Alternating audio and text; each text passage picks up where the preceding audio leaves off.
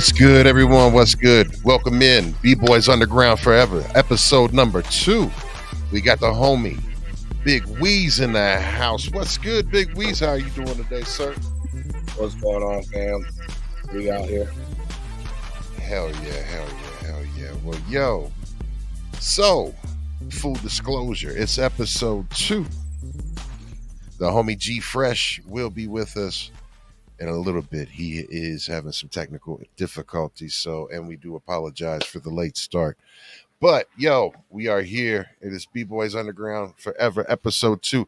And the one thing I do want to announce is going from special guest last week to co-host. So everyone, big round of applause and salute to Big Weez as co-host. Much love. And again, thank you again for getting Jazzo on last week's the originator episode of B-Boys Underground Forever. Yeah, absolutely. I mean, I guess, if you're gonna kick it off, you kick it off with a legend. Yo, man, that was definitely a treat, surprise, and it was an honor, man. It was great to be able to chop it up and be able to talk to him, because when you hear a lot about the interviews, because I watched all of them, they talk a lot about Jay-Z to him. It comes up to be a lot of the story, and I wanted to make sure that we had an opportunity to have a podcast where we didn't really talk about all of that and talked about what stuff that was important to him. So yeah, man. Yeah, I don't even talk to him about Jay, and I mean, I've known that man for a very long time, and his name rarely comes up in our conversation. Right. I mean, it's got to be boring to him. It's got to be boring to Yeah, him. I don't want to talk about another man. Talk about me for once. Right. So, yeah, Exactly. absolutely. For real. Because he's got a lot of stuff that he's still got going on. He's got the book coming out, and he's got the clothing line, dope clothing line. So yeah, man. Much love. And if for all y'all that don't know, um, we have episode 1 of B-Boys Underground Forever up and streaming live right now on YouTube, on our YouTube channel. But before we get into that, we got to get into this. We got the one, the only G Dash Fresh. G Fresh in the house. What's good, homie? Salute. Using it on my phone. Sound crappy. Hey, we got it. Hey, no, man. It's all A. It's better than nothing, man. I can barely hear. I want to try. Let me try my earbuds. While he tries his earbuds, we're here. Yeah, I think the camera just died on me. It was working fine last week. I tried it on 3 computers. Yo, Give me that bloop bloop bloop, but nothing. They're cheap on Amazon, yo. They're cheap on Amazon. We got Prime, so that's Yo, where I'll be. yo, man, they got plenty of cheap.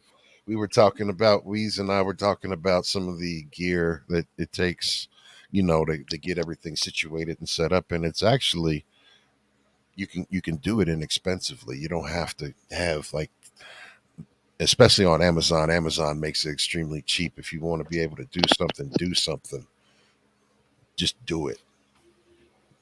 With the power of Prime, you can do anything you want to be. So, yo, what we were talking about though was episode number 1 being on our new YouTube channel. Want to make sure that y'all follow that and check that out. We've got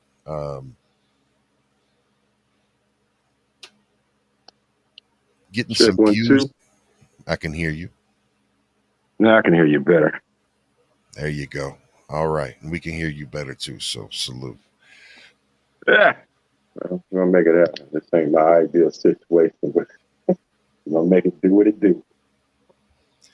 Yeah, man. All right, what's going on, my good brothers? Nothing much, man. You already know. Different toilet. Yeah. I hope it's clean.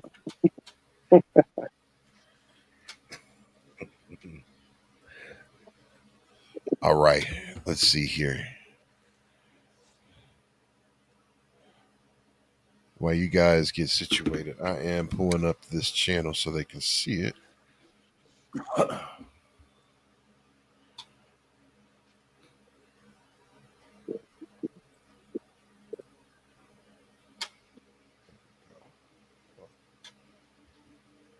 So if everyone has the ability to join and go to, I'll put this in the chat for everyone. That's the link to the YouTube page, and then you can check out episode number 1 of B-Boys Underground Forever with Jazz. Oh, 111. yeah, Shout out to Jazzo. and of course, co-host Big Weez. So Yes, salute to everyone. Much love to you all. Make sure you check that out.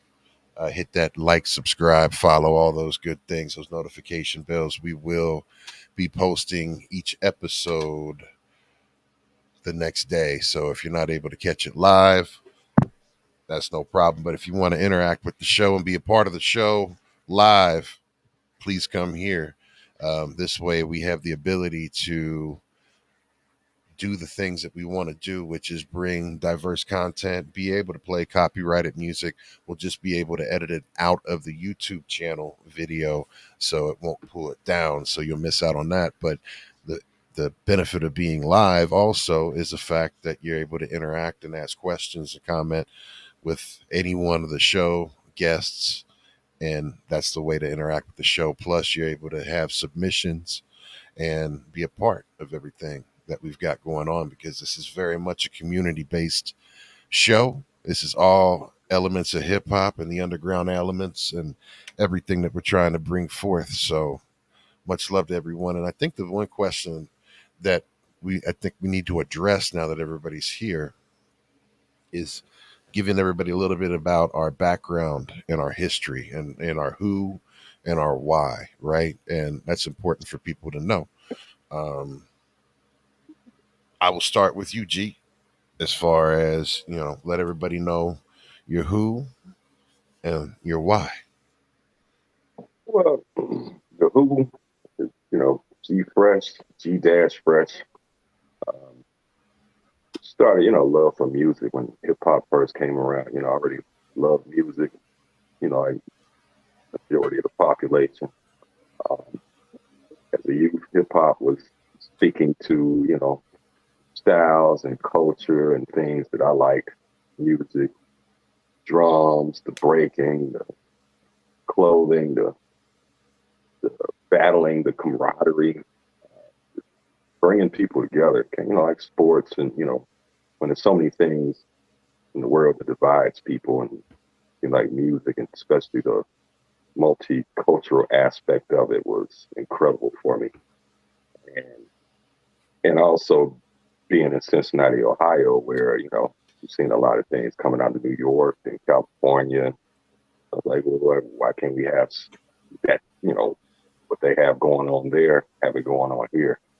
So that was the work to get that going on with radio shows, record pools, getting the latest, getting the music early, and stop calling up your cousin in New York to see what they got that you ain't gonna get in your record store, and trying to bridge that gap on, getting the best music out there, best talent, best entertainment, and putting it all together. So started B-Boys Underground back in '96.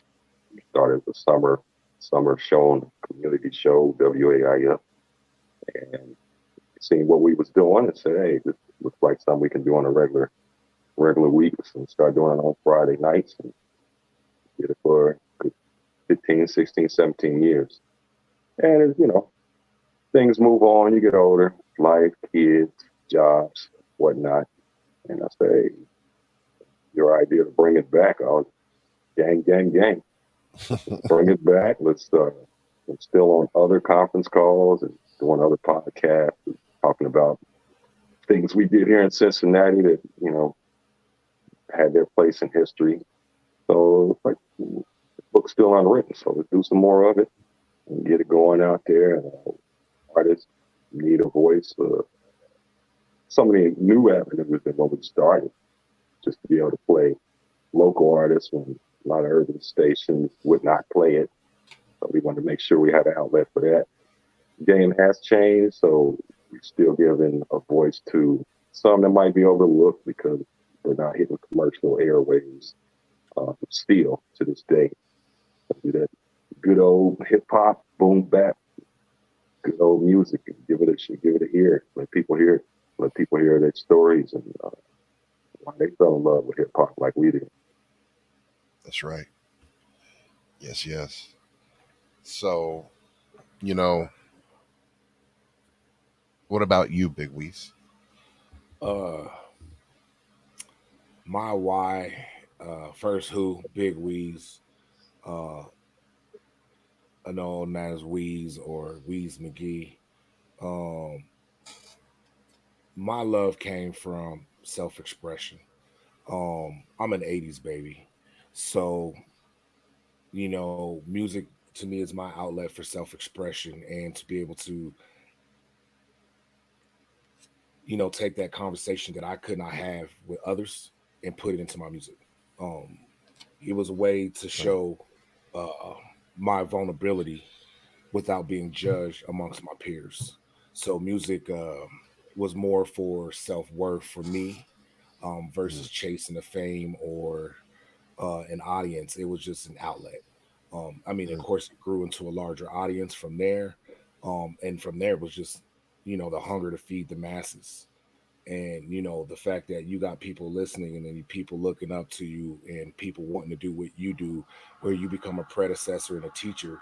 um that is my why. Is I take on a lot of proteges and understudies, and I just work with them. I teach them the aspect of the game, production, stage presence, delivery, and just perfection of the craft. Nice. Word. Yeah, man. But I what about guess, you, big fella? yeah, man. One of the reasons why we're here is, who I am. I'm Ghost Boogie. I've been DJing since, was it 91? 91. And I had basic did a lot in the 90s, did a lot of clubs, had the opportunity to DJ with my partner at one of Cincinnati's biggest urban nightclubs.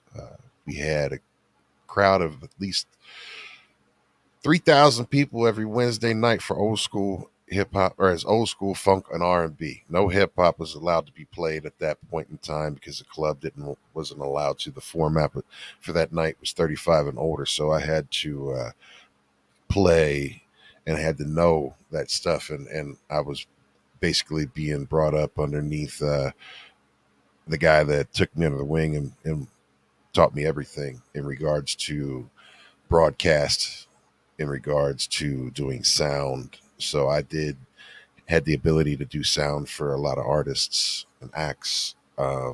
Did some touring, did festivals, And and what DJ'd was his for a lot name? of folks. What was his name? Just give him His to name is Maurice. He was known as the Doc though. Doc. Doc. DJ Doc, yeah. But Doc Smith is how he would be referred to. But yeah, and he gave me my flavor as far as, I my parents encouraged we listened to music nonstop, and it was my love for just that funk and sound and Earth, Wind and Fire and Stevie Wonder, those guys, and Parliament Funkadelic and Commodores and anything that came out of Ohio, Roger Troutman, all of the James Brown records. I mean, that stuff is what got into my DNA and what my parents listened to, along with rock and everything else. So then, as that transformed, I told you the story, uh, over just that.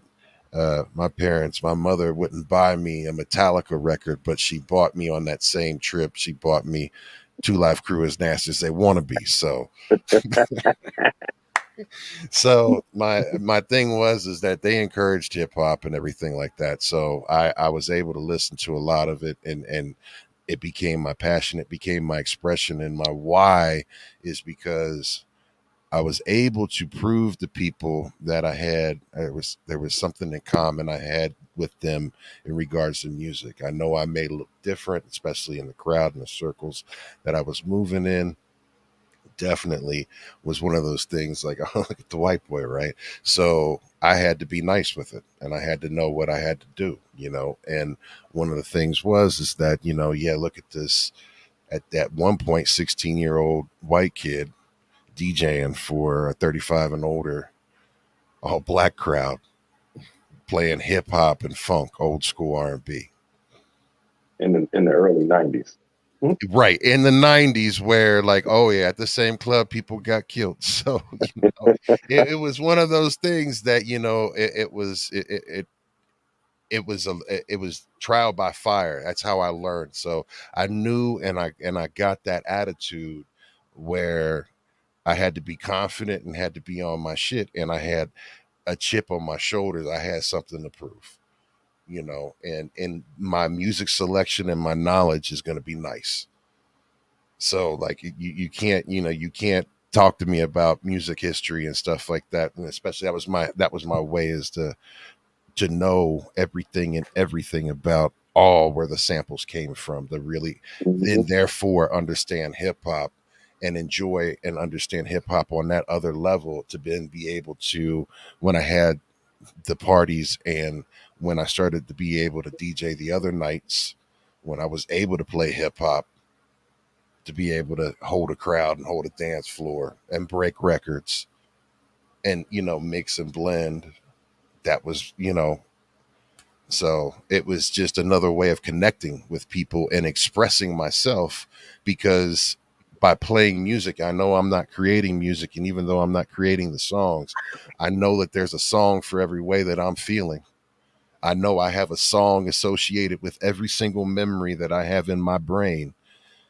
Every single good, bad, every good, single, bad, everything, every memory is associated with a song. Like bookmarks of your life. I catalog my entire life through music. Well, that's what I That's was how it going for. is. That's the song that was made me, happy, sad, mad, contemplative. Yeah. Big Weeze. So like what was that movie Brown Sugar? Like, when did you fall in love with hip hop? What was your first experience? Like, this is what I want to get into. Oh man, it goes back to I mean I listen to all genres of hip hop. I say genre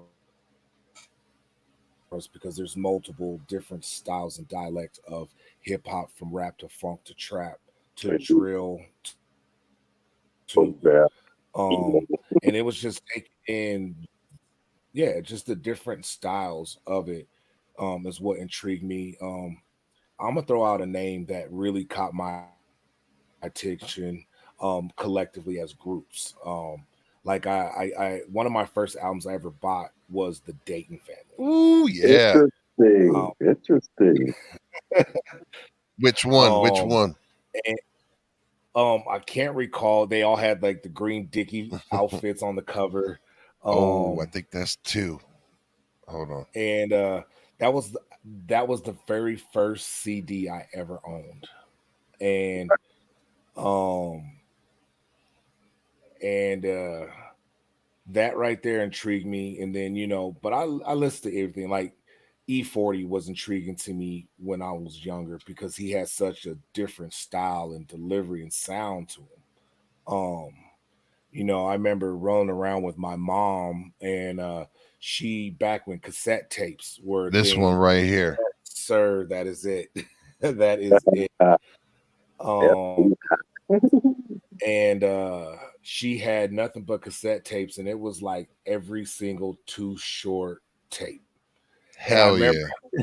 and I remember opening that up and just popping in one. And I've never heard Too Short. I had maybe been 13, 14 at the time, rolling around Las Vegas with my mom, and I popped in a Too Short cassette. Um, and that right there was like, yo, if he could do this, I could do this. And that's where I started intriguing my mind a lot and just listen to everybody. And I was like, well, my mind moves metaphorically, and I process things through analogies. So it's always been, and you take E40 spin on it, where he created his own catalog of language with it. Hmm. And so for me, it correlated easy because that's how my brain would process things. Like, I couldn't just say hello to somebody. I had to say it in the most slickest way possible. So it came to where it was riddles and in my head, and I just now started writing them down, and it just came a thing from there, just wordplay and wordsmithing. So I Yeah, mean, I can't yeah. really pinpoint an era genre because I mean it goes back to I've listened to every East Coast, West Coast. Um, I mean, I've got some artists down in Australia I love listening to. Like who? So I've got my boy Grant Hyder. He's a major producer down there, club promoter. He does a little rock punk band, but he does a little hip hop funk on the side. Um, so big ups to them in Australia. Um, love Right. their little pop movement out there. It's growing big. So Dope, man. So let me flip it then. Ghost coming from more of an R&B background. We know we know the nasty as they want to be. What was the first your first like? Okay, I love this hip hop. I mean, it's got to be my first exposure. If I mean, going, I'm thinking that my first exposure, of course, had to have been Rapper's Delight, and that being you had to be impeccable with your you had to know all 15 minutes. You had to be able to go, and you couldn't, you if you had the ability to keep going and be a part of it and not miss anything, and that was important. So you had to know that. Of course, remember Curtis Blow. But Hmm. I'll tell you, the one that made, like, I feel hip hop first hit me in the face with a fist with the message.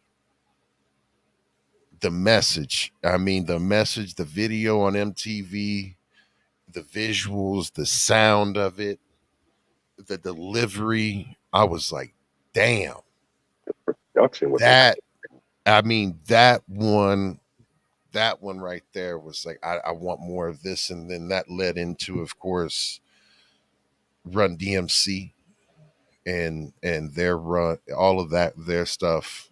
I remember the Christmas that I got Raising Hell on mm, vinyl and cassette, because I wanted it on vinyl and cassette. So I got it on vinyl and cassette. But of course, LL. Then you got into Big Daddy Kane was a big one too, and of course Boogie Down Production. I mean, when I got into Boogie Down Production and Public Enemy, that led into, at that point, the stuff from the West Coast and then down south and the nasty stuff and all of that stuff. So it really, by 85, 80, I would say 86, I was all in on hip hop. I was all in on hip hop at that point and knew that's kind of where I wanted to be I and tell you, what I wanted to listen to, because at that point it was like, you, I would have been 10. I would tell you my first one because you know, I mean, of course, Rapper's Delight come out like, ooh, what is that? That's Mhm. different. Hearing Buffalo Gals for the first time. Ooh, But yeah. I'm going back. I guess I'm the senior of the bunch. WDAO in Dayton. Oh, hell yeah, I remember them. I could listen. I could pick them up where I was at. Yeah, and it was like sometimes be a little fuzzy, and back then you had your boxes, transistor radios, and trying to get that antenna right, get it Yep. to the window. I That would say, tinfoil.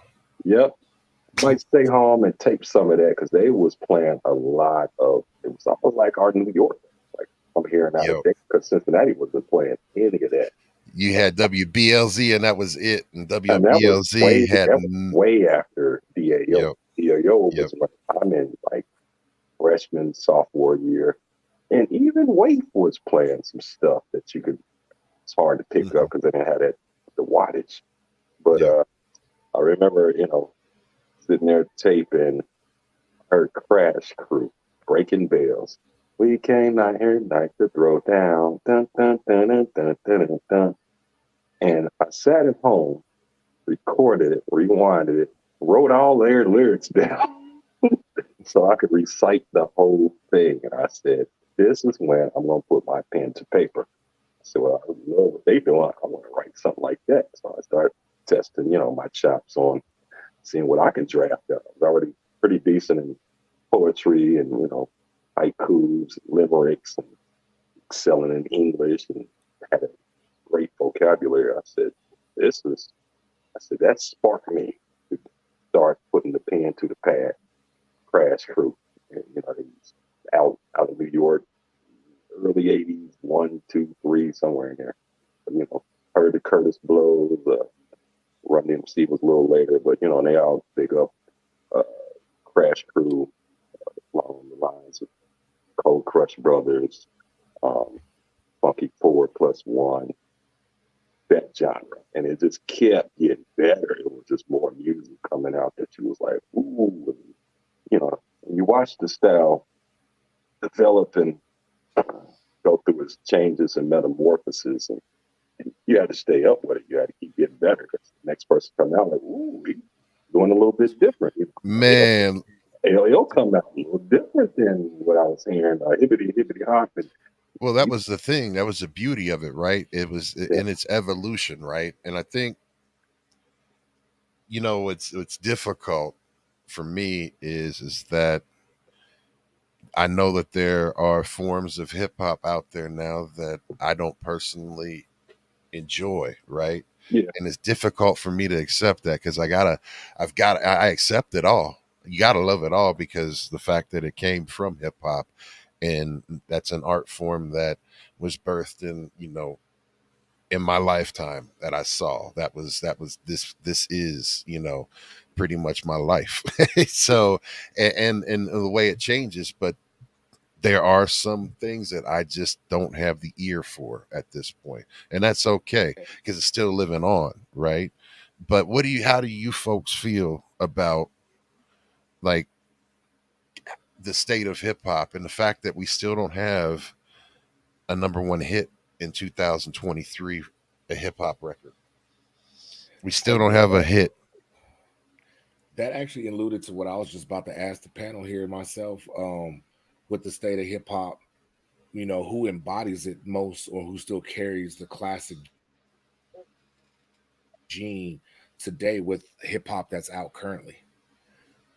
When I hear that, like there's one artist that comes to mind. Who's that? And that's the thing too, is like it's so many due to the new age, the internet, the social media. It's so much stuff out there. You'll hear some stuff. I mean, I literally sit on a conference call. There might be some artists that's still doing stuff that, they just don't hit the airwaves or the major video outlets.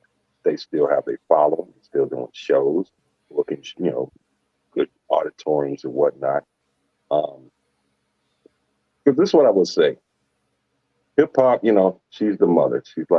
She's the umbrella. And all the different styles from different areas, different dialects. I mean, think of how the West Coast came out, kind of like New York, but putting their own stank on it a little bit. Your Houston, Ghetto Boys, and the major guy at Miami came with a whole different sound. Then New Orleans came with a different sound. Some of the MCs from DC came with a different sound, So hip hop, the mother, I mean, rap is part of hip hop. Mumble rap is part of hip hop. Boom bap, backpack, So she's the mother of it all. So, but if you name an artist today. Who is the artist in the industry that embodies what hip hop is still Who currently, were you were gonna and it say? acts I, today? I mean, Um, go ahead. What do you think? 'Cause I would I'm put gonna it to say artist working man in the industry who's not spoke of, but should be on everybody's goated top five, and that's Method Man. I was thinking his his partner in crime, Redman's got to be up Red. there too. New project, and it's amazing. Redman's new project is dope. If you haven't heard it, check it out. That is a dope one. Let me pull it up. My guilty pleasure has always been Master Ace, and I just Ooh, posted some with Master Ace and NOG, and that album from 2009. It was called Arts and Entertainment. If you haven't checked that out, go check it out. It had a little something for everybody on there.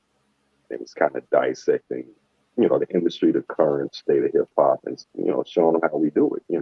This is how the originators did it. Like kind of what Jazz O was talking about when we had him on last week. So yeah, I mean, new kids on the block.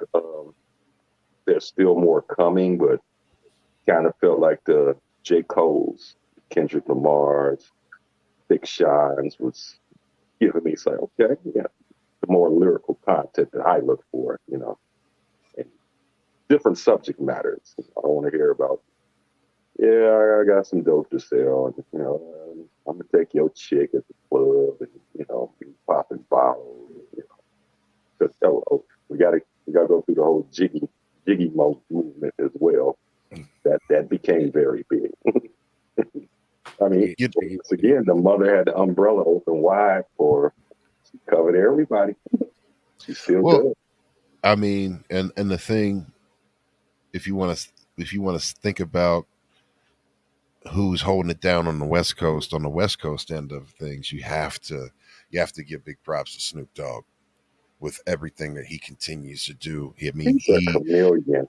man, like, but I mean, the sheer amount of work that he puts out, the sheer amount. I mean, let's take a look here. I want to see just how many albums he's released this year alone. So if well, we he go, just dropped with Ice Cube and them on Mount Rushmore, Mount Westmore. right, Um, that was last year. Good way, yeah. I yeah, you, Jay, you gotta I you mean, if gotta that give it is to that. your Here West we Coast, go. So, like, let's see here. We've got view all albums. Check this out. We got that's the Mount Westmore album. Mm, I still got it. This is all 2022. I know he's got something that he's released something that's 2023. It might not be coming up underneath this search, but whatever. We've got Gangster Grills, the Metaverse. He's got the Death Row album. Actually, this one that he released back on Death Row, correct. and this was the Metaverse that he dropped. he was He even doing. dropped he What was his reggae name he did for little? Snoop Lion, but Yeah. here's the cool thing about Snoop Dogg though. Right before he bought Death Row and acquired and started making his moves on Death Row, Mhm. don't forget Def Jam. He brought back Def Jam, and they had him over the top of their project, and he released the algorithm. And it was to kind of help get Def Jam back on the map. And he was going to be like part of their creative team. And he went and acquired Death Row. And this was like the thing. But that was at the end of 2021. And then by the beginning of 2022, he got Death Row. And this album got really slept on, man. This album's got some dope ass samples, some dope production, and some really good songs, man, on this. So you guys got to check that out if y'all haven't checked that out. But yeah, I mean he's Snoop Lion, but he's did and done and continues to be, a big face and a representative of hip hop overall as a brand and as a thing. brand. Anything he does is just not, I mean, to the minutest of commercials, hilarious commercials, just, always down. He gets on, watch ESPN Daily. He's on there talking about sports, music, connections. He did his youth football leagues, things like that. I mean, you got to go back and he was doing that in Miami. They took their opportunities to, entertain, but I'm also looking at some social economic factors that can help our culture as well. And Snoop Dogg is, boy, he's on the top with that one. Got a little, I always got love for him. Actually, hold on. I'm gonna call how we walk into the studio. Show you stuff. So, Getting a view, huh? See that? yeah. That's when you walk into the studio. That's who you see first. Hell yeah. And I got a drop from him a long time ago. Remember we said Rollo was our exit word. Yeah. Like, yeah, this is the Simple Double D, yo, G. Giving a shout out to G Fresh and B-Boys Underground. Rollo. I think I still got it. Said it only way he could say it. Rollo. Yeah, man. Snoop's good peoples, man. But you were gonna say something, Weez? No, Snoop's good man. I did a tour with him in LA. One of the most humble cats, and when he really calls you nephew, you're family to him, and he literally treats everyone around him as family, whether you're a stranger or he's known you forever. Very humble, nice guy. Met him, took me out, showed me around LA. Just overall good dude. There's not a lot of people in the industry I can honestly say who welcomed me hand and foot and treated me like one of their own for 2 weeks. Just sitting in the studio with that guy, I learned a lot. And how dope that is when somebody that's, got so much on his plate and still pays attention. He's like, man, I remember when I was that dude, or, and just, open up the gates and welcome in arms, man. That's a good story. And that's incredible that he has that mentality when you can get flooded with the industry and, but I think he has the realization that, like for me to stay popular, I got to have my fans and I got to treat them right. People and artists, Well, here's the thing too about him, though, is that he brings the energy that he brings is good, good energy. He's not on that bullshit.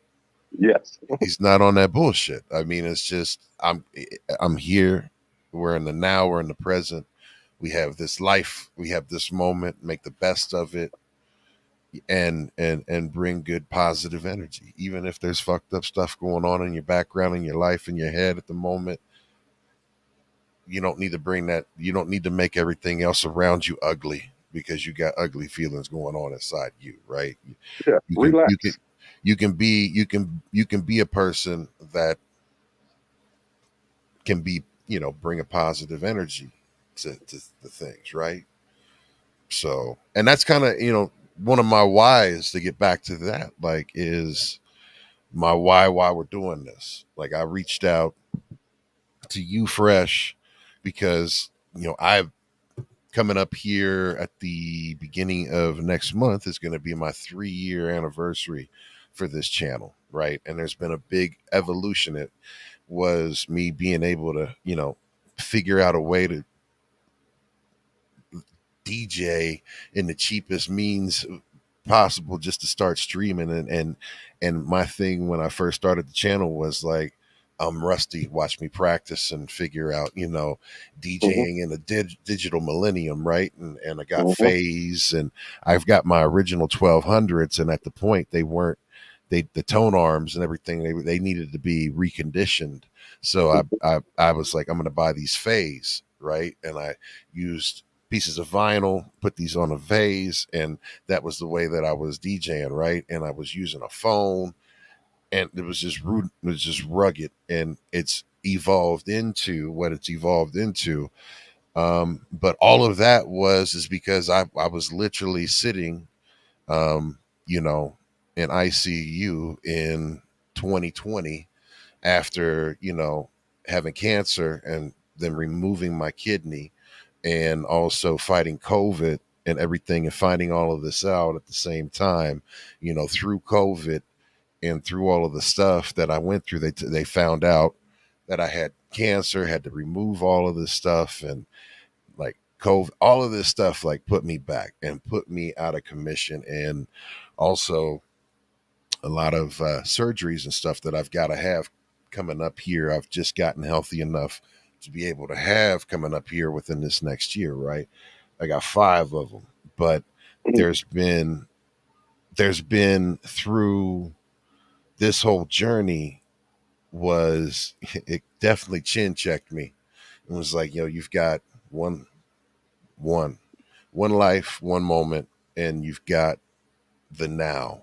Don't think about it. If you got something you want to do it and figure out how to do it with what you have. Yeah. You don't have to have the next and the best and the greatest or whatever. Figure out how to be able to do what it is that you want to do to express yourself and to make you feel happy with what you have, and then allow that to grow organically, and you upgrade and build and figure it out as you grow. And this was something that I wanted to do. I have my other podcast with my homies every Monday and Thursday, and that's the Stoner Podcast, and it's Usual Suspects, and that's where everybody, so when people would tune into that and tune into this, and I've got people watching it that watch that, and that's a community that has been grown off of my family that I've built on Twitch, and it gave me the courage to be able to reach out to you and say we're going to do this. And then my homie Cosmo, which is my brother, like, that's my blood brother right there, man.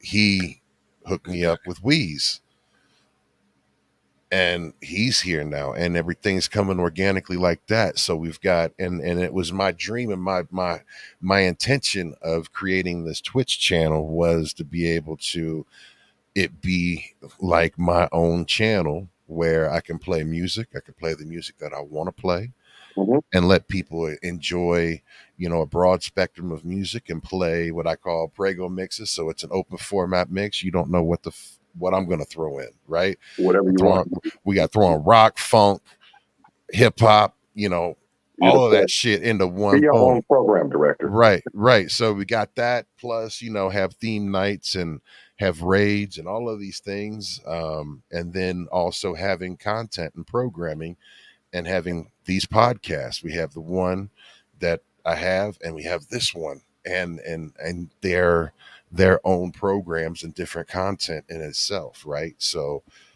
this is all about hip hop and the love of it. Because of hip hop, I'm able, if it wasn't for hip hop, this wouldn't even be going on. I wouldn't even be DJing. I wouldn't even be streaming. It wouldn't be that, because the love for hip hop music and the like you said, the ability to express how I'm feeling and being able to communicate and connect with people through music is such an important thing for me. And it's a great experience. There's nothing better to be able to play music that connects with people and make them think on back on memories, like, yo, I remember this song makes me think of hopefully something good. you know And then Hey, you're mixing up the best worlds too, because I got on the Smoker podcast and yep. I had Well, a great time. I know you did. I ain't no smoker, but that was like, just You sipped. Yeah, I sip slow. But yeah, no, it's just like you get these relationships based off of the music, and I'm doing this, and and I always talk about it because you never know who's doing what. Every time I talk to someone, yeah, well, I produce, and if I be out just being gregarious, oh, I got a son to do this, and I've actually hooked up with people like that. Just expressing, like, hey, I do this, and actually from where we came from, it means something. Where you actually, took it from a hobby to something you can actually, feel and touch, made it concrete, Right. right now, this is concrete. And, just to get on the podcast when we reconnected, I was like, yeah, I do that. Talk about some Cincinnati hip hop and stuff like that. We was talking about Las Vegas and whatnot. And we got all kind of different perspectives. I think me and you close in age, Lee's a little younger. And we're covering a lot of angles for some people as far as hip hop, the growth and experiences, the self expression, the love of it. And No, love's there. This form is great. Go ahead, Weez. Fresh, you missed it backstage before the pre-show, and watching Boogie light up when I told him I was doing a sample of the OJ's. I heard it, but my camera wasn't working, and I heard it. I was so pissed because I was like, man, I got something similar to that. It was a different song, and I said, because I freaked Love of Money. And actually, I want to do this segment because if you're producing, I'm producing. Boogie, you produce, or you just? I have, and I dabble, but I'm not one to say that I know all the samples. I do all that shit, but I just I haven't. I've got the means to do it. I just haven't. I'm rusty as fuck. I got to start doing it again. Yeah, so I had one, and I was over at my brother's house the other day. I got this. Okay. So I still got an MPC around me. I used to have a 2000, a 3000. So, but yeah, I got this. So there you go. There you go. And we had this conversation earlier as well. Yeah. I can't lift no equipment. I'm a digital guy. I'm from the digital era. So, I load sounds on the keyboard on a digital keyboard, and I type keypads on the keyboard, and boom, there's my beat. So I mean, just to go to Herb's one question, I use samples versus what these two guys do. I'm a sampler. So I do a lot of sample drums, a lot of sample beats. Me too. And on my production versus a lot what these other producers out there do. I came from a digital era, so if you told me to press on buttons on the MPC, it's not going to make any sense. It's going to be like, what was that sound? Why did it make that? My brain doesn't compute it that way. But if you give me anything digital, a digital MPC or a keyboard, I can put together a master class of a beat that way. Hell yeah. Yeah, and that's it's like it's different style. I mean, literally, I had because I didn't sold my SP 1200, and everybody was trying to buy it. Tell everyone who bought it from you. Was snitching the game, but Samsung Zulu. Shout out to him in case he's listening. Yeah, he got that SP, and he's actually a drummer too. He's been stockpiling some good flavors over there of old school equipment.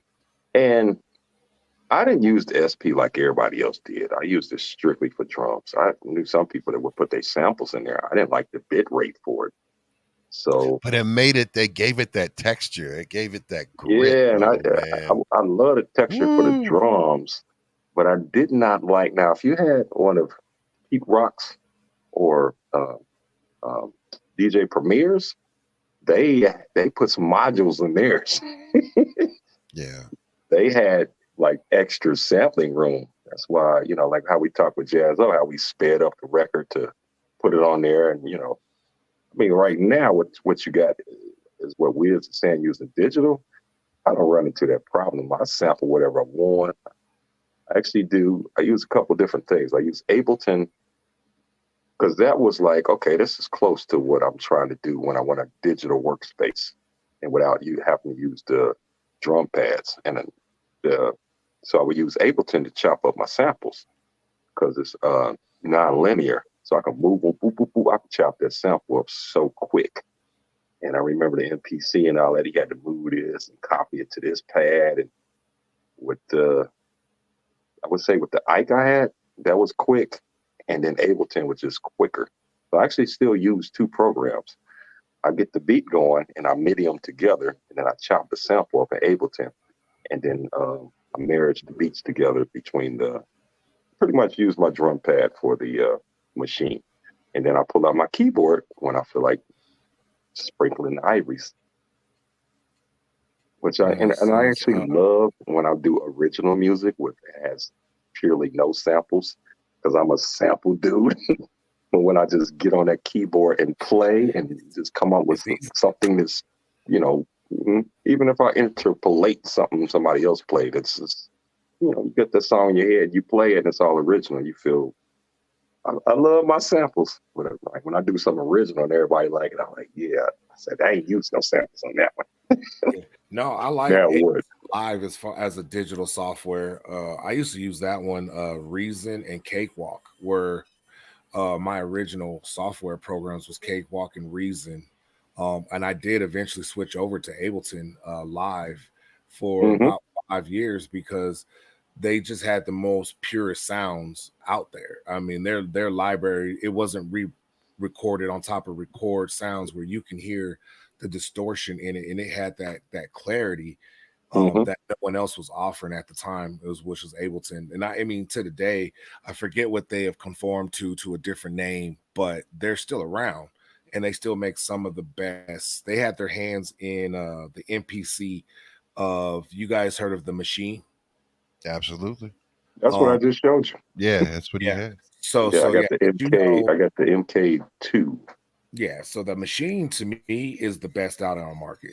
I personally couldn't do it. I have the software where I can do it digitally. I can't I not happening. But I mean, with the sounds, it's beyond anything in the fact that their library is over 10,000 sound I got stock the when you first ultimate, and they buy it. keep, it's so many sounds. It's just ridiculous. And so I only use the drum pads to do the beats. I like my little The 808s, right? on the machine. I mean, just different drums in there. Um, Yeah. but when I play, because I see some dudes that do something like you say, you do it on the keyboard to play a note. Some do it on the drum pads. I pull out my keyboard, pull out my MIDI keyboard, and I sit there and Hmm. do that. 'Cause I took 3 organ lessons, but I always play by ear. And people was like, "How did you do that?" I was like, "It's in my head." And I was like, I said, now if I got to do it live, mm, I said, well, if I got a couple, 2, 3 takes to get that note right, I can figure it out. So, So you're not gonna be able to pull Swiss beats when he did it in under 5 minutes live on TV. um, to create a I beat, mean, Grant, I could now when I'm playing and if I'm playing, that might take me. Sometimes it's quicker than others. I've done some solos on a couple where I did jazz records for my father's retirement party, and I soloed that whole thing. But we had an organ growing up, and so he would play all these jazz records and um, Rodney Franklin. I used to play ding, ding, ding, ding, ding, ding. I would just freestyle over that. And everybody's like, "How do you play that when you took 3 organ lessons?" I said, hit the keys, you find it, and you remember what you're doing. I It's have a like a question. self-taught, I guess. So, being that all three of us are sample based DJs, right? Yeah. What was the very first song that, if you can remember, what was the first sample? What was the first song that you chopped up? I'll go first. Very first time I went to a real studio and worked on real equipment, it was Beatbox Studio. My homies, we had started a group, Dave and they Harp were and like, "Yeah, man, with Cheese Coney and all them and shit, mhm. Hayes, all them." shout, Like, shout out to Sleazy Cheese, rest in peace. yeah. Oh, I didn't know he passed away, man. Then maybe he was trying to get me to link up with. He had a studio downtown. His Damn. brother actually runs the beat battles out here. Okay, okay. Because he had a younger brother by T Zone, and I remember I had ran Tino. into, yeah, and I had ran into Tech a couple of times when he was down there Mhm. too, like sessions being close and everything like Yeah, that. go ahead. Yeah. So, but the very first time I went in there, it was me and T Zone, Cheese, and the rest of the guys went to get some weed, and I was like, because we had booked 4 hours, so I brought Lattimore with me. Let's straighten it out by Lattimore. That beat and became the first beat that we had did and the first song that we did, and it was with a group called 380, which we had incidentally we were working on getting and had what was it, a demo deal or production deal kind of Hmm. interest with Death Row Records. Kevin Black had came to the club that I was DJing at, You and said that's Kevin how Black? Kevin Black when he was with Death Row. Oh, I know. Before That's Interscope, yeah. yeah. When he was with Death Row, he came to the club and everything like that, and that's how I had connected with him through that. And yeah, and it was a fun time because I had sampled a couple of them, but I have to say the first one was Lattimore Straighten It Out for me. What about you, Weez? James Brown, Funky President. Mm, Um, that one, and it was actually a 2-in-1 sample because it was a sample mashup. And it was a Funky President and Fab Five Freddy. okay. Um, Mm. and it was Change the Beat. Fab Five Freddy changed the beat with James Brown, Funky President. I was actually going through my hard drive today trying to find that instrumental. Um, it was at the time I had just bought the Dr. Dre sound kit bundle. Mm, Um, and so on no Diamond Waves bundle. And so I had mashed up those two with some heavy 808s with some West Coast horns. And I'm still trying to find that beat. I made it's in my catalog on a hard drive somewhere, but those were the first samples I did ever. nice. What about you, G? Honestly, as much as I remember, not because I gave you all that time. well, I made you go last because I was like, I know he's thinking about it. Like, got to think well, about it. uh, Tough question. I'm even trying to think of the first one I was successful with. I mean, because your first attempts was like so. Because at the time, me and Mr. Dibbs, when he was Fat Brad, then no, he was White Shadow at the time. So we got the Ike, and that was our. That's how we was sampling. He was doing stuff on his cheesy Casio and pretty much doing it almost, 4 track before we got a real piece of equipment. Now he took, had a piece of Impeach the President, a sample of Okay. James Brown. And when I came over there to hear it, I was like, what is this? And so this is not me doing it. I mean, we just coming up with, let's sample this, let's sample that. Um, and I remember he sampled Soul Power. My oldest daughter, she was probably a little bit over 1. She knew that song. Soul Power, Power People, Power People. Yeah. So we actually was calling it Crumb Snatchers Productions. So if my child did not bob her head to that song, because he had a couple new beats every time I came over, Yeah. Yeah.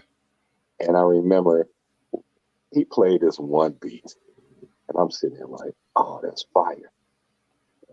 He's like bobbing his head, and my daughter was sitting there like, I mean, maybe she wanted a happy meal or something. She was looking like, and Bill said, come on, you gotta bob your head. I said, if the kid bob the head, we got it. We got something. She was just looking like, yeah, whatever. He said, come on, you can't. And I was like, sure, you like this, don't you? He was like, yeah, whatever. But she would always jump on like, so far she'd be singing on the way home. Yeah. So the first Yeah. one that I say I really shocked. I mean, of course, I went into the James Brown catalog. Actually, now I think I remember the first one I really tried to do something with was a mix of Eddie Henderson and Freddie Hubbard. because the getting the samples to get into the keyboard were all coming from my father's, mostly a jazz collection. So it was Okay. Freddie Hubbard, Stanley Clark, Poco. To this day, when my father listened to it, he couldn't understand why his records kept disappearing. And then he couldn't understand why Funky Break at 5 minutes, all this stuff was written on these albums. He said, because he going to play one like, bring my albums back. And so when he get them back, it had all these notations of drum break at 2 minutes. It was all written over his album. So pretty Yeah. much defiled. I mean, it was in pristine condition. But I got a hold on because I was like, hey, he's sampling. And I tell you something. He told me that kind of threw me off for a loop too. But me and Diz was talking about this, like, man, James Brown, all he do is holler on the record. He said, he looked at me like I was just pure foolish. He said, he produces and writes most of that music. We was like, what? Yes, he wrote most of that music. Of course, James he Brown was the an people had instrument. with him to do what he did, and so that gave me a whole different appreciation of James Brown because I knew everybody was sampling him. Absolutely. When you first start, you want to get what somebody else used, and then after that, that's where you start digging in the crates to get something nobody else has that sounds good. So, One thing that what I can remember when I learned that the whole when I learned about who Bootsy Collins was when I was really young, and learned the fact that he not only did he do, because it was Bootsy Collins I was exposed to. I was like, okay, Bootsy Collins, the artist and everything. It was associated with Parliament Funkadelic and all of the stuff, solo work. But then to find out that same Bootsy Collins was actually in the JBs. the Funk Brothers. Yeah, I mean, it's like, and I learned that like when I got into my early teenage years, and at that point, and I had always loved James Brown anyway. So because how can you not love James Brown? James Right. Brown, you cannot. It doesn't even matter what era. I mean, you can go to early '60s James Brown, you can go to '70s James Brown. It doesn't matter. It like Late 50s. yeah, exactly. All of his shit just has always been so fucking good. Hence the reason why he's the most sampled artist Sample. in hip hop, right? Funky Drummer. Like, yeah, there's an artist, there's artists and things that you can argue hip hop wouldn't be the same without certain artists. He's absolutely got to be one or close to number one on the list that hip hop would Piggyback not on that. be. If we had to list a top 5 of most sampled, like any type of music, I mean, but or hip hop, who would be the most sampled? I'm putting James Brown number 1. Who would be at number 2? Run I would DMC. say, think Run DMC. I would say, Yeah. No, as far as who they would sample, like who would Run DMC sample? Oh, Funky Drummer been is probably over 4,000 well, songs.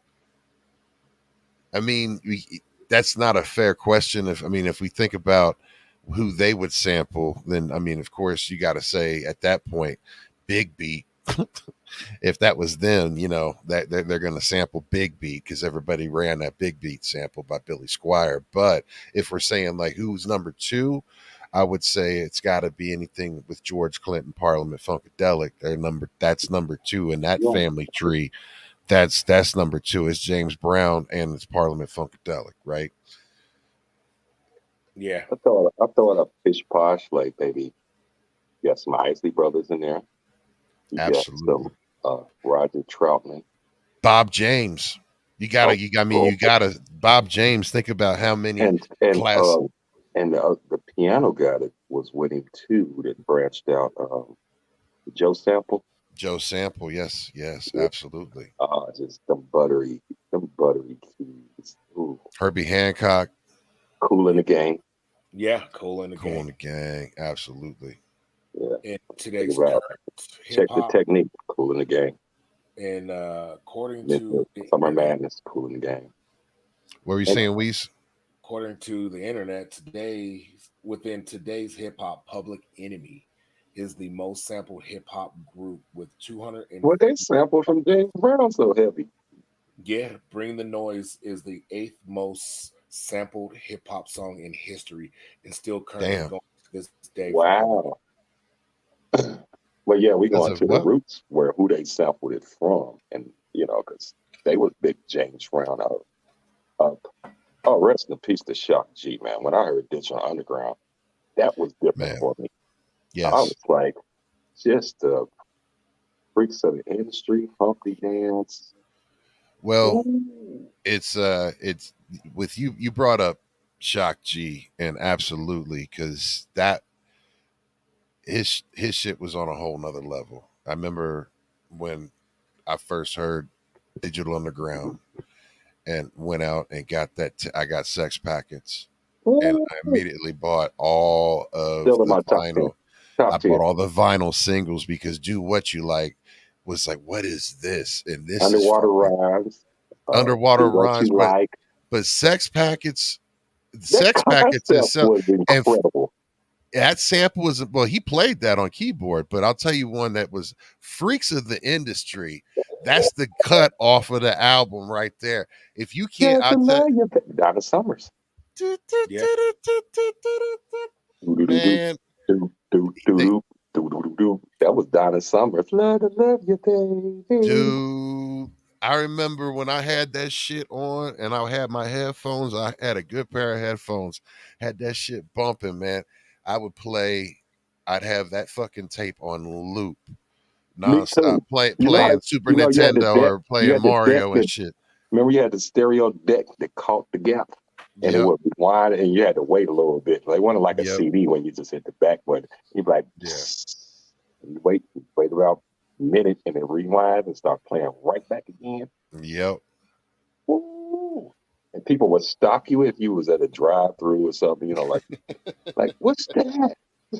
And Well, that oh, was a that big thing on my mm-hmm. bus. On my bus, we had a competition of who had the loudest Walkman and who had the loudest speakers, and like so whoever had the loudest ruled the bus. So it was my thing I figured out in Frankenstein a cassette deck and figured out how to increase the go in and manually increase the ampage, and then also I would re-record all of my shit, and I'd boost all the gain and everything up so it'd be loud as fuck, right? But that was a song that was always on that Freaks of the Industry. I always had like on one of my tapes that I was playing that was one of the things that was cutting into my ears. But you mentioned him, so we have to go ahead and give honor and presence, because the thing, he just recently had an anniversary on, this is from today in hiphophistory.com, on October 15th in 1991, Digital Underground Sons of the P, which is a heavily slept on album as well, was released. Is that had the no nose job and Yeah, kiss me and I kiss you back? that was the hit off of it. Yeah, That but was the the hit. album was really good. But that was like kiss me and I kiss you back. Yeah, That video that was was the great. hit, but he had a lot of that's where he really showed some of his instrumentation. Well, and we got to say this too, because it was like watching wrestling, whether it was fake or real, and people swore up and down that he was not Humpty Hump. Like they on the stage at the same time. I said, no, it's him in the videos. That's some stand-in. And yeah. then he was not only But Humpty that was a Hump, big thing though. People, because and they played people were into it. jacked up over that. They was arguing like, nah, man, they two different people. I'm sitting there like, you know what? I said, well, we read album credits, so we know what it was. Yeah, People man. were really ready to fight over you telling them that like that's the same person. No, it ain't. No, it ain't. I'm like, okay. And then the Piano Man, that was him too. He was all the characters, with the That exception of Piano Money Man, B. his piano chords was incredible. That think when you talk about freaking industry, when he said when he played that Piano Man, take us out. Oh, that was so. Look, we're on Twitch, so we can edit this bitch out if we have to on YouTube, Yeah, and it can play mute it. it out. So here's the thing, y'all. We're gonna do something for you guys watching the replay. There may be moments where there may be silence because Yeah, YouTube has told us to mute it. So we're gonna mute it if we have to, but if not, mixed if I crowd have the everywhere. ability to cut it out, I'm gonna cut it out. But when we get into this song, we've got to break this down. And this one is one that's worth absolutely. How do you feel about Digital Underground? You in the same way appreciation as we are, or are you kind of indifferent? 100%.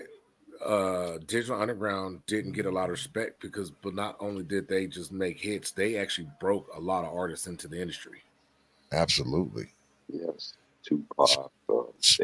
He did production. So here is this album, and here's the song.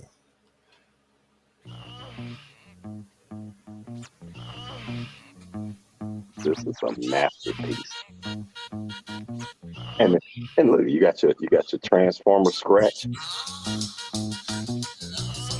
Every element, and it's West Coast too. Oh, absolutely. Well, we're the freaks of the industry. I love Money B verse too. The freaks of the industry. And when you see us backstage, be prepared to see. Well, they say that birds do it, bees do it. Time to freak, Money B gets to it. Not a heavyweight, but I go 12 rounds with a jab and a stick. I'm going lick, Man. lick. So give me the helmet, I'll be the stunt man. Just relax, and I won't front like Anita. I'm giving you the best that I got, and I'll be taking it slow. Never missing a spot. Yes. Caressing your back with chest to chest, you kissing on my freckles. I nibble around your ears before I suck upon your neck. Oh, money. Yeah, that's what you'll be screaming and creaming. But it's not a wet dream, it's the real. The freak dog, Doc Nasty. Never letting the kitty cat get past me. Not picking it up, petting, teasing, taking it on home and pleasing it. Cause we're the freaks of the industry. You's a freak, Money B. Got that shot, Jesus. The freaks of the industry. And when you see us backstage, be prepared to G. Say you're G'ing. Gin? Nobody else is seeing. And the freak that you're with is in front of you. You know, that's Then one of the looking things. and she's leaning on the dresser. Booyah. You're looking at her. They went long format, just like a classic funk song too. I mean, this was a big thing back in the day too. You know, songs are so short now, Attention right? span. Yeah, We're these catering days, to a level of they won't even listen to a whole song. DJs start doing it too, where yeah. they lose interest after like you Because cut the out floor the best clears. part. Yeah. But I mean, I could think of also the Weeze mentioned Too Short, right? Too Short did that old school funk format and had long ass songs too. It would have like 64 bars worth of just music at the end, just bam, like just go. Like here's extra music for y'all to go ahead and rhyme, because that's what everybody did in the car, was they would freestyle over that end of the beat, and it gave you an opportunity to blend that part back and forth and have an opportunity to use that as a little mini instrumental for those old school West Coast songs. At least that's how I would use them back in, the Too Short ones. Oh, let me throw this out there because you mentioned Kevin Black. Death Row made sure that she was only playing their music. They wouldn't give out instrumentals or acapellas. No, I've like, what? Do you remember that program? You used to be able to kind of dumb the vocals down. It was pretty much like a filtering program. So you kind of halfway make your own instrumental. They would not. And he said it. He's like, nah, you ain't mixing no mob music. You don't play a hard song. That is. I say, Yeah, handcuffing DJs with them. DJs always fire. Yeah. So here's where it starts to pick up as far as Now if there's a cure for this, got the piano man coming up. When he come in, I've actually sampled that for a song. Oh, I'm snitching on myself, but we just eat I just sampled this little piece. ladies. Comes in cold too. The piano man, take us out of here. Take us out of here.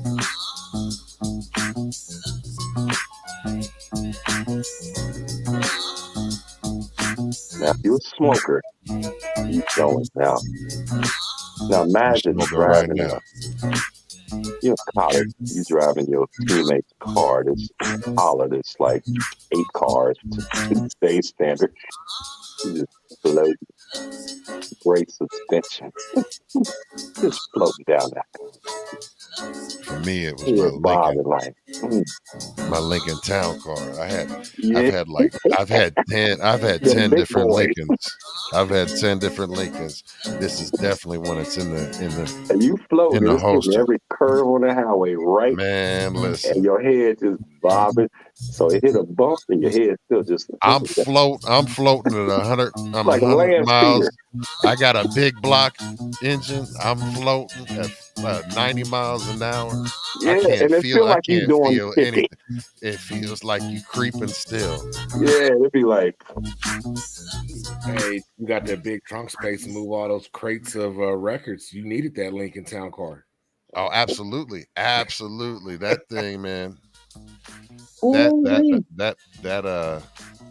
That was one of the reasons that was a benefit. It was so. Hey, a shout out to the DJs that anybody that A had to bring your speakers, and B, or you Man. had somebody set them up, and B, you brung like 30 crates of records. Like, Dude, you ain't that gonna was the play all thing. these, but I don't know you if know, you ever remember coming up and when I was DJing up there at Skippers, I mean, if you ever paid attention to the amount of fucking crates of records we would bring at least 15 to 16 full big ass tubs of records. And I mean, because our thing was, and then we had I don't know how many fucking tubs of CDs.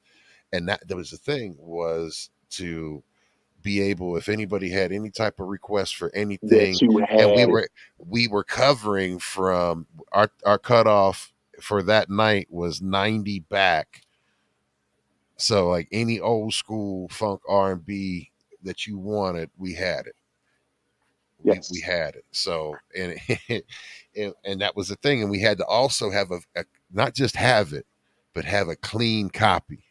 Because a club system that big, any type of crack, snapple, or pop, or any of that stuff was amplified 20 million times on that big ass club Oh, system. and if it It was skipped, horrible.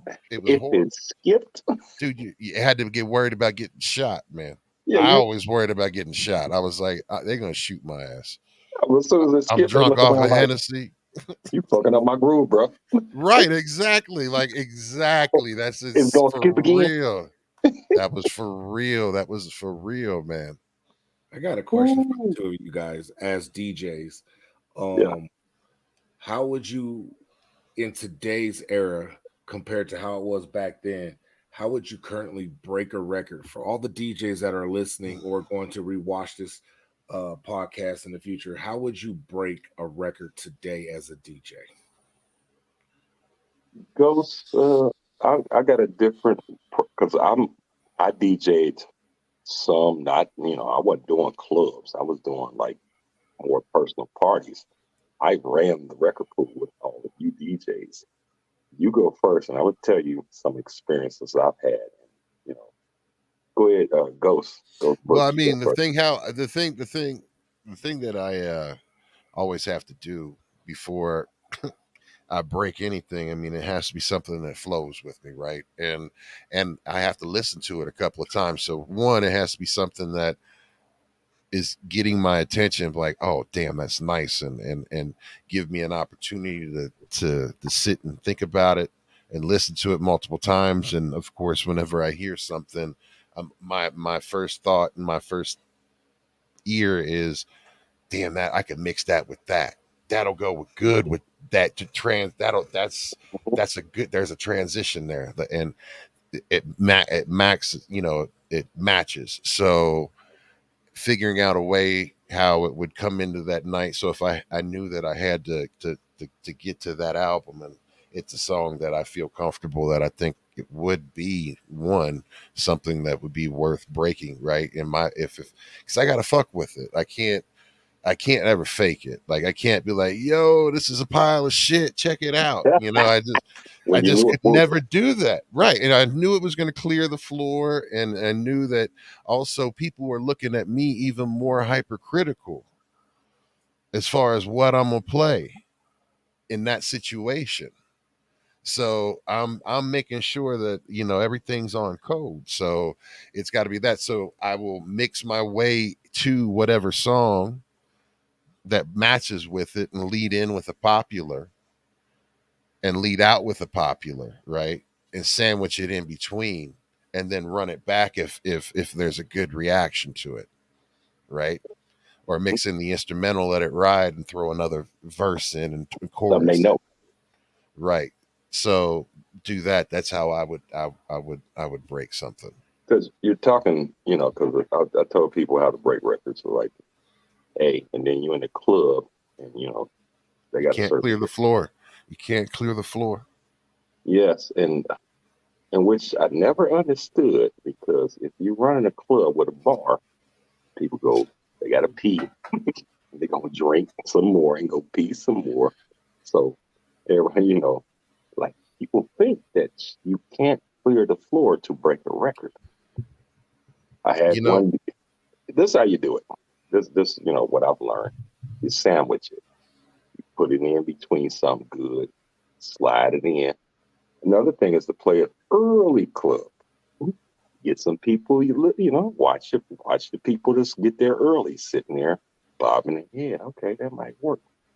Because unlike, I thought Cincinnati was like, if they did not know it, and I think they that's what wasn't fucking with it. If is it wasn't, radio and video did that to. I mean, back in the day, they didn't have these outlets. So if you played it, you either do you like it? If you like it, you stayed on the floor, you dance. Oh, I ain't never heard it. That's funky. But now people's like, I don't know that. And they get off the floor.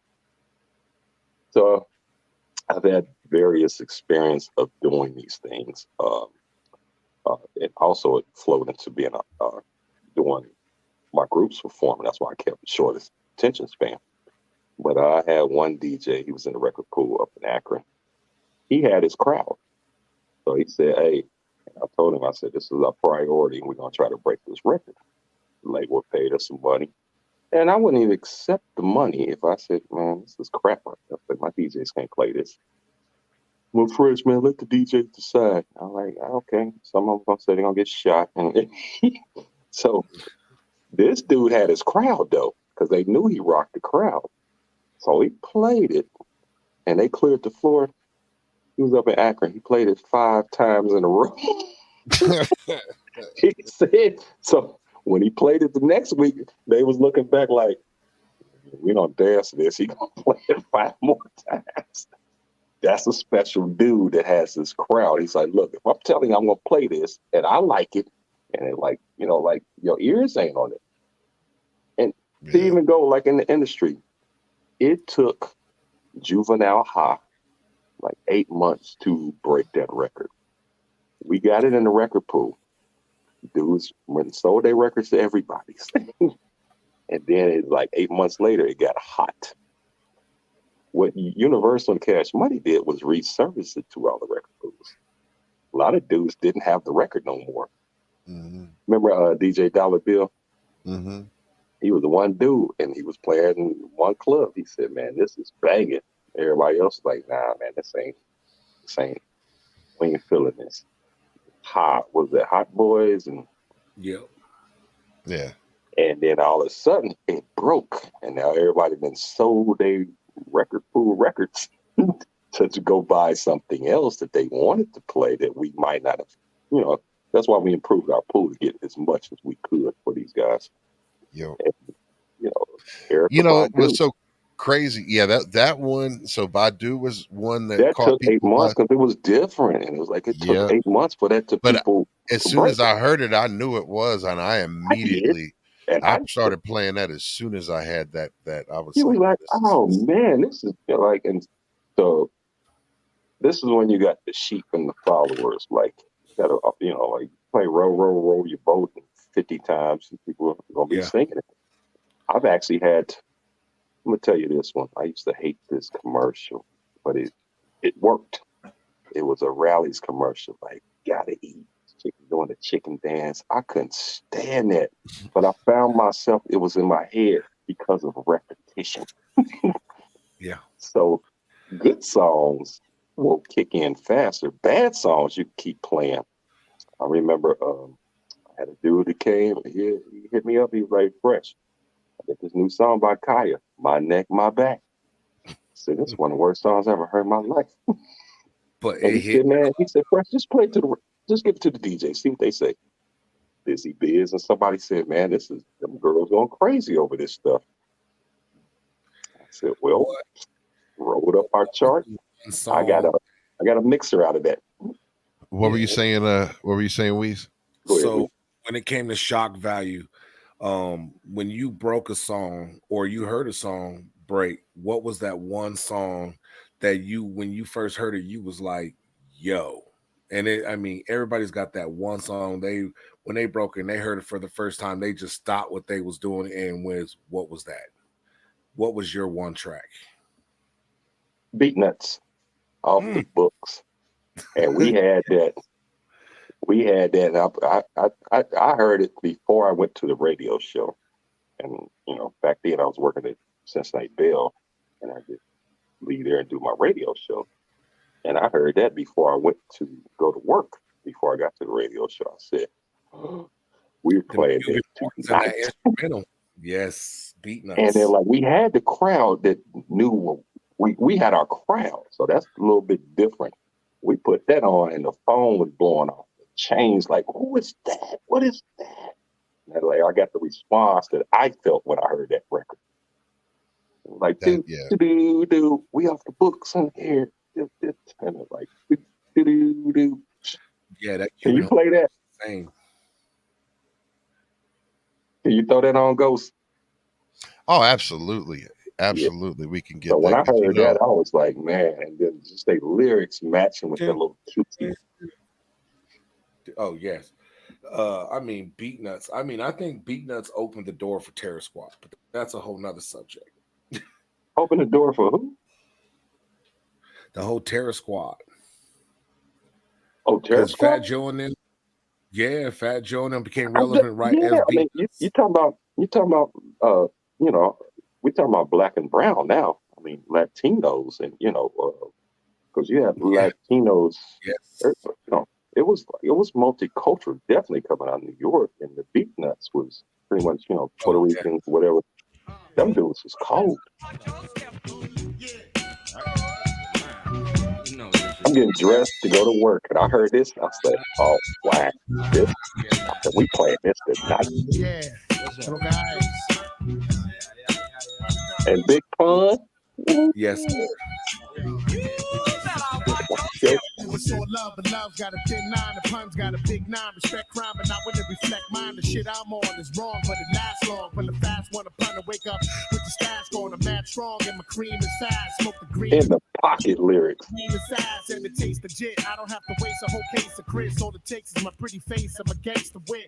Lace the click, cause we all share. It's all fair, like love and war. Thug the law with the long hair. Big pun, the name that makes the kids run. Like spell the murder, reverse in the middle, red rum. Come one, come more.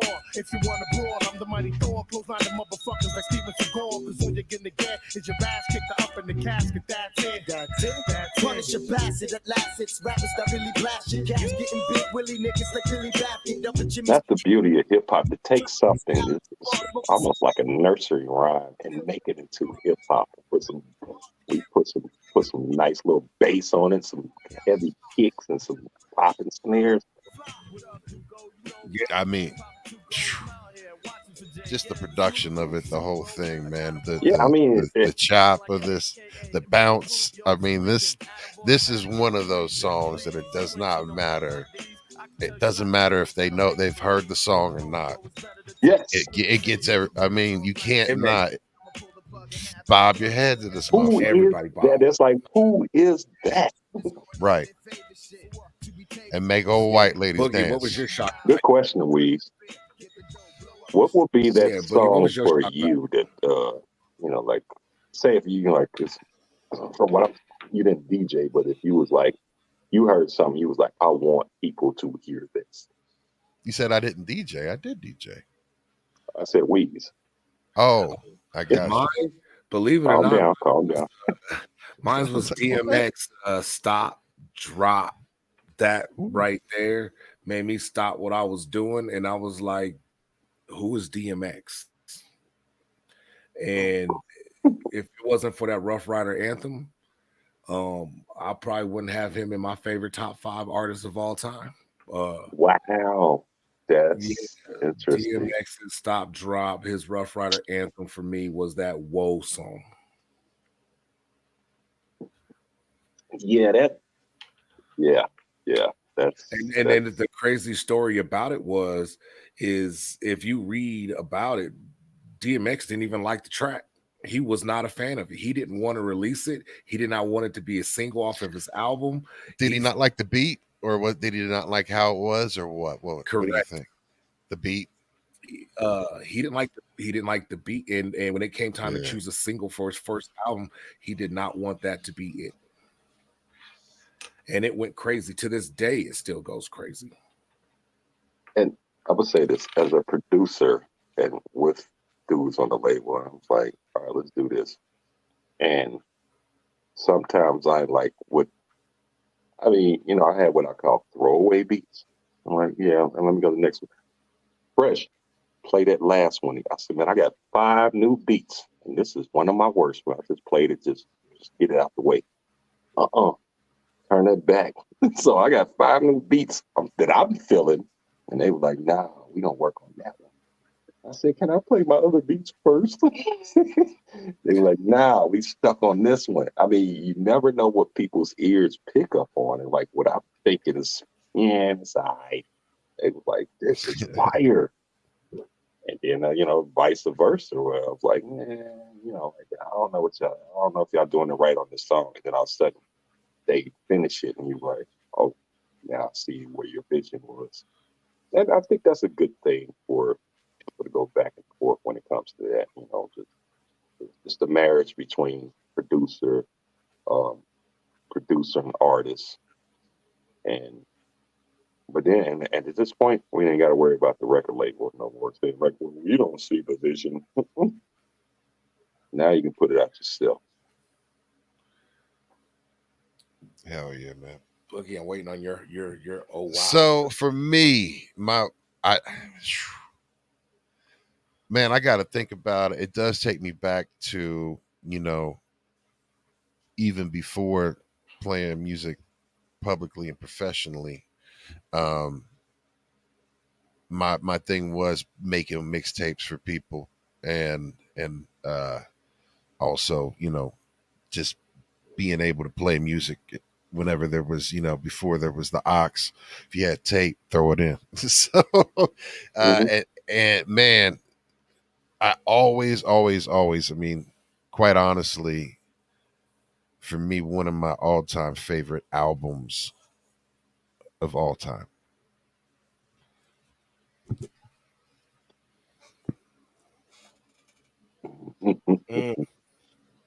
That's when he got was he had That's Jinx Bomb on Squad. That's Bomb Squad yeah, right there. This is Jinx America's too. Most Wanted. Yep. Jack. Yes. So this is my very first. This is the original pressing. It's my original first copy. It's still in the original cellophane and everything like that. Right. That's incorrect. So the thing is, it is cracked. It's been opened. Oh, okay. So I mean, that's the first one. It's a first pressing. So like the I always had to play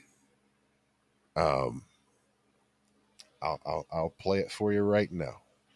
This one right here, guys. Give me 1 second. I'm gonna fix this and make this a whole lot easier.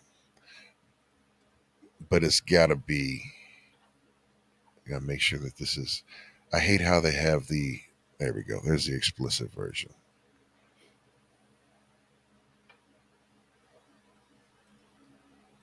Fucking around in the crap game. Fucking around in the crap game. Niggas think I'm soft. Cause now I'm in the rap game. Man, I don't hang out as much. Bang out dope cuts. Standing on stage and I'm grabbing my nuts. But when it comes to getting in a circle, I'm hitting sevens, turning broke niggas purple. Looking for little Joe when the yo niggas scream and choke when dudes Yo, now what y'all wanna fade the 20?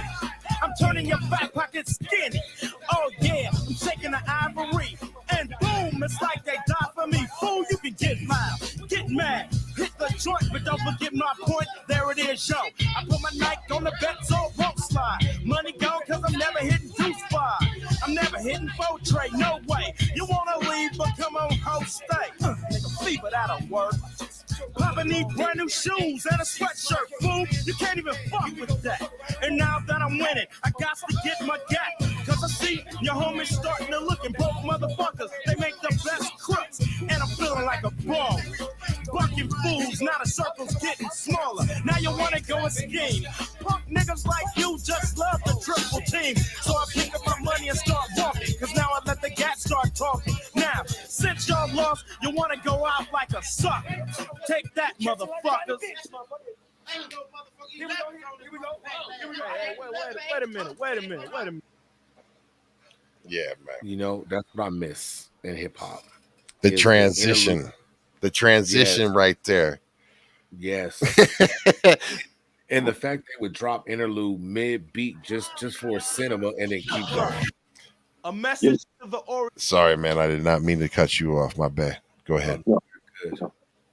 Oh, go ahead, Wiz. What were you saying, please? Yeah, because that was an accident. My bad.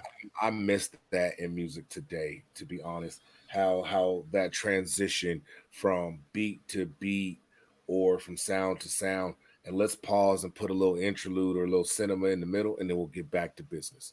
And I missed that in today's, the story, the aspect of trying to, the art of telling a story.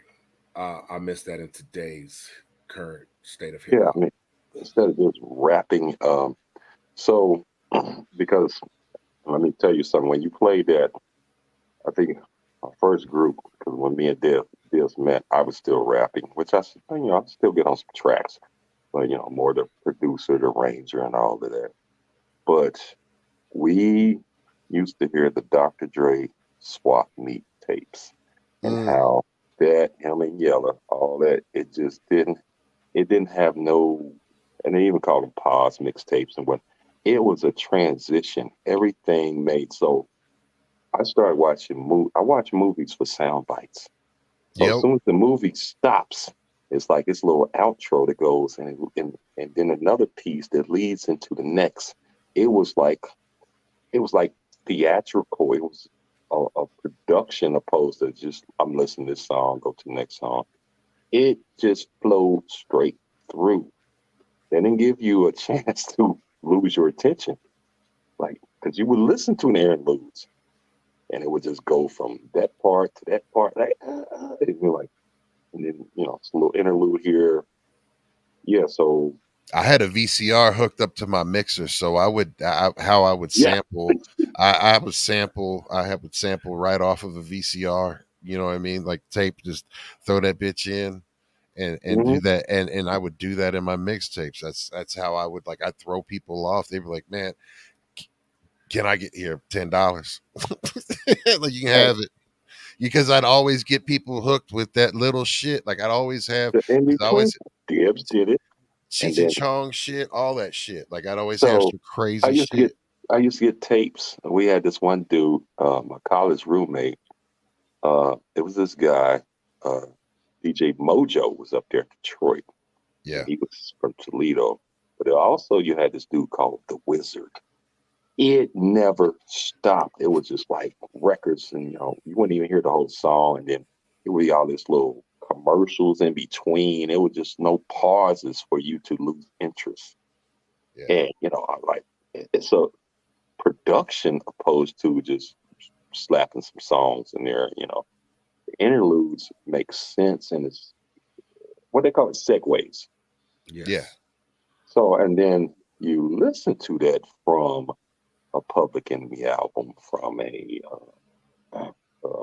Ice Cube, or even Dr. Dre, because he came from that whole swap meet, mentality.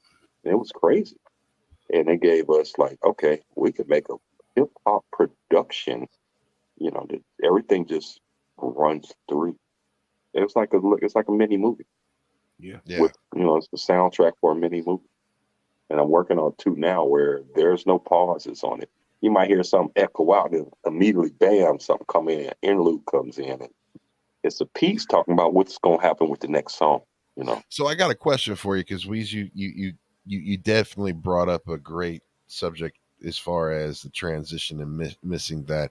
And there's so many. I think of West Coast taking that the West Coast, and of course definitely I would say Ghetto Boys, that whole movement down south, the Houston movement, took that to another level. Who would you say made the best interludes or skits or segues or commercials or whatever? Who do you think would you say is your if you have to rank that, like what's the one that sticks out to you? Dr. Dre, always. Because Which one? Let's see. Because I immediately there's so no you went to my because I have an answer and it's Dr. Dre too, but I want to know which one for you. It's hard to pinpoint, honestly. All right, think about how epic is this? These Nuts. Yes, everybody knows These Nuts. Right. Everybody knows that. that right there. Snoop had it on his album W Balls. Yes. Everybody's gotta hear the shit.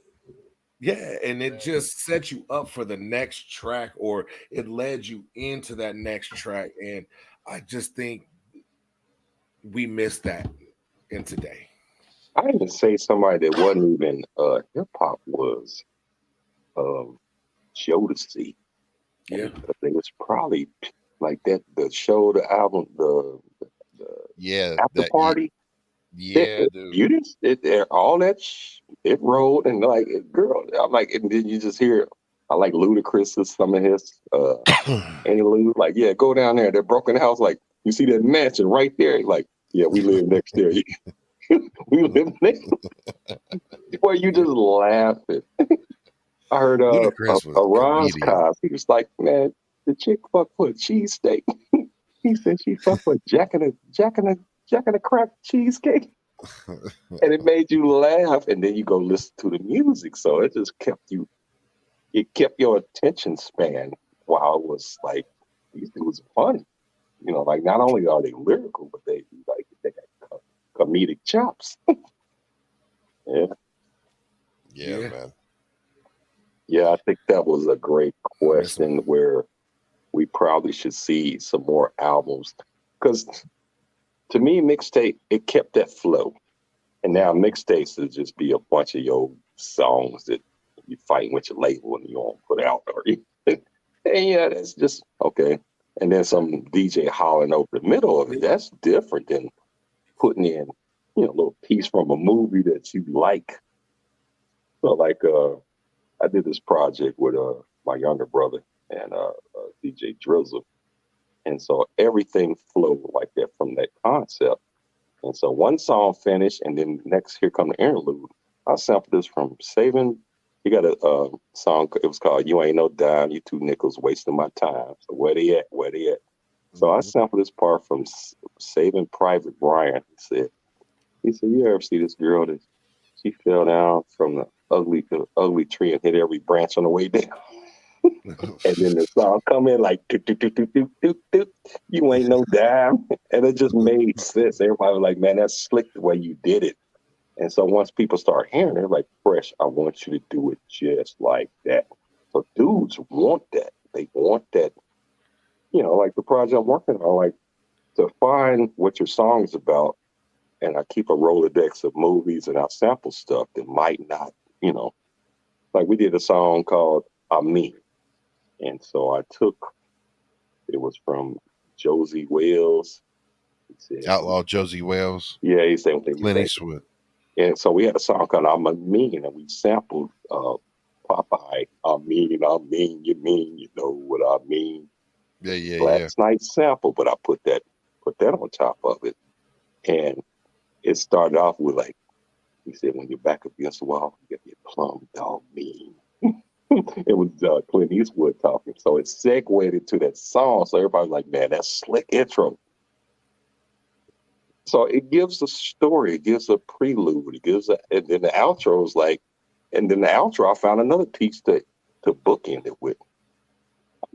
Some people like that. It's almost like you're listening to a movie. Yeah. The last great album was that did this with the interludes was Don Tripp, Randy Savage. Remember that? Yeah. And very underground artist. He spent a lot of time under Interscope. Yeah, I know. I talked to John Tripp before. He did a lot of work. But go ahead. Yeah, he wanted out of his deal, but he made a mixtape called Randy Savage. And in that one, he interludes between every track with like interviews of Randy Savage during the WWF eras on his little skits he would do before he'd go out to the ring. And then it would segue into that song and that topic of that song. And he used that as his bit to introduce the song. And it's to me, track for track, is probably one of the best albums ever made. And it's not been heard by a lot of people. Well, guess what? We got a platform to promote it and hopefully get them on our podcast. And actually, I was out to Black Sheep. It was Catfish birthday from Boosie Collins. We talked about him earlier. And I actually used to talk to George B. And she told me, well, he passed in 2018. We used to talk like on the regular.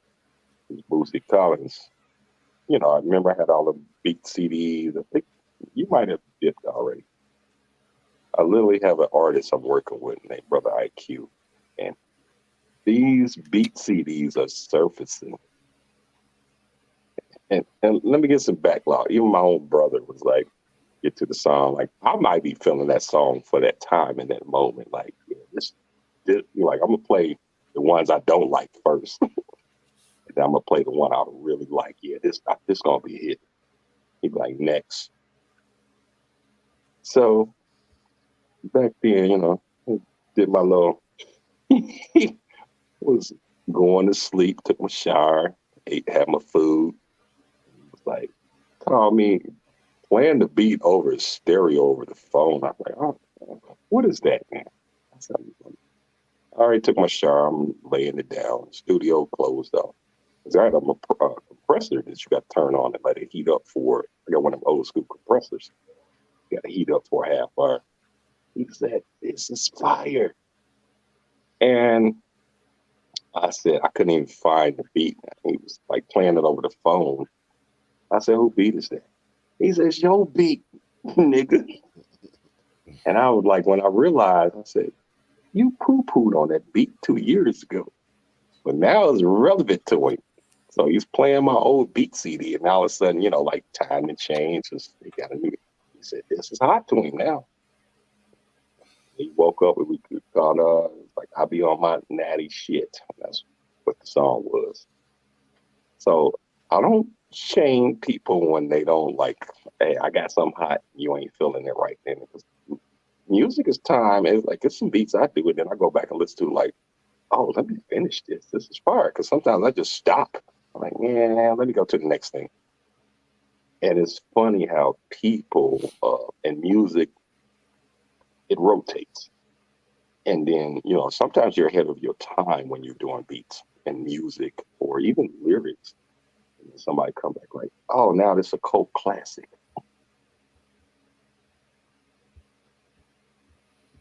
See what I'm saying? It's just like, let the artist, let the audience, and, like, there'd be some stuff like, oh, this ain't my best work. And they're like, man, that's fire. And you be sitting there like, you get amazed sometimes by this. Literally had that happen. I remade a beat that I did 13 years ago today. You said what? I just found I remade a beat that I made 13 years ago. I remade it today. It was an unfinished product, and I was listening to it. I was like, why did I not finish this?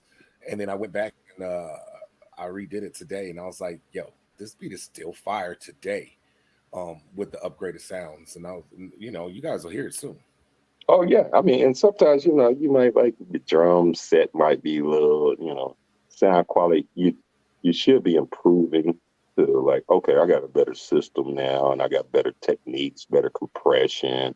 And you come back and you're like, you hear it, you're like, why ain't I finished this? And all of a sudden you finish and everybody like, oh, that's fire. Yeah. Well, you just it happens. Found that tone that was missing then, and now you get an ear to it and you find it like this is what it was missing to complete it. Yeah. That's production, and that's I did that today and it felt good. I called the wife down. I was like, hey, I just finished. I gotta hear this. Yeah. Oh yeah, definitely let us hear it. When you get it finished, we're gonna exclusive on B-Boys Underground forever. Right here, man. Oh yeah, you about to get a plethora of OJs coming soon. So a bunch of samples from the OJ. You can't go wrong with that. You can't go wrong with that. Those are thick. I might go out. They're thick. Track the for track. drums are good. The orchestration is good. The bass lines are good. Look, man, that's Philadelphia sound now. They were out of Ohio, but they was out of Ohio. Yeah. But that Philadelphia sound, man, listen. Gamble and Huff. Straight gangster on all of it, because I mean you have Gamble and Huff, but not even just the OJs that came out of that whole studio and collective and label, man. Just think, I mean, you're still working with Teddy Pendergrass also. I mean, all of that. It's just there's so much out of that Philadelphia, man. You had a Philadelphia sound. You had the funk sound from the mid. Well, I don't even like to call it Midwest. It's more Mid-East, but they call it what it is. I mean, Ohio. You talk from Cleveland to Dayton to Hamilton to Cincinnati. Absolutely. I mean, you got Slade. You got Steve Arrington, bro. Woo. Steve Ohio players with players up in Cleveland. Sugarfoot by himself with. You remember my sister too? Didn't you do one of her fashion shows? I DJ'd her fashion show. Yeah. Shout out to Brick Malone, Checkmate Models. Yeah, my sister, love you. We went up to Chicago and kicked, and she's still doing her thing too. Yeah. So you had that. You had Hamilton, Ohio. You had Cincinnati. You had the Deal coming out of here. Oh, Isley Brothers, and rest in peace. Rudolph Isley just passed away last week. He was one of the founding members of the trio. That's brothers. They got 3 losses down there. He passed away at the age of 84. So, yeah. I literally went to high school with some people.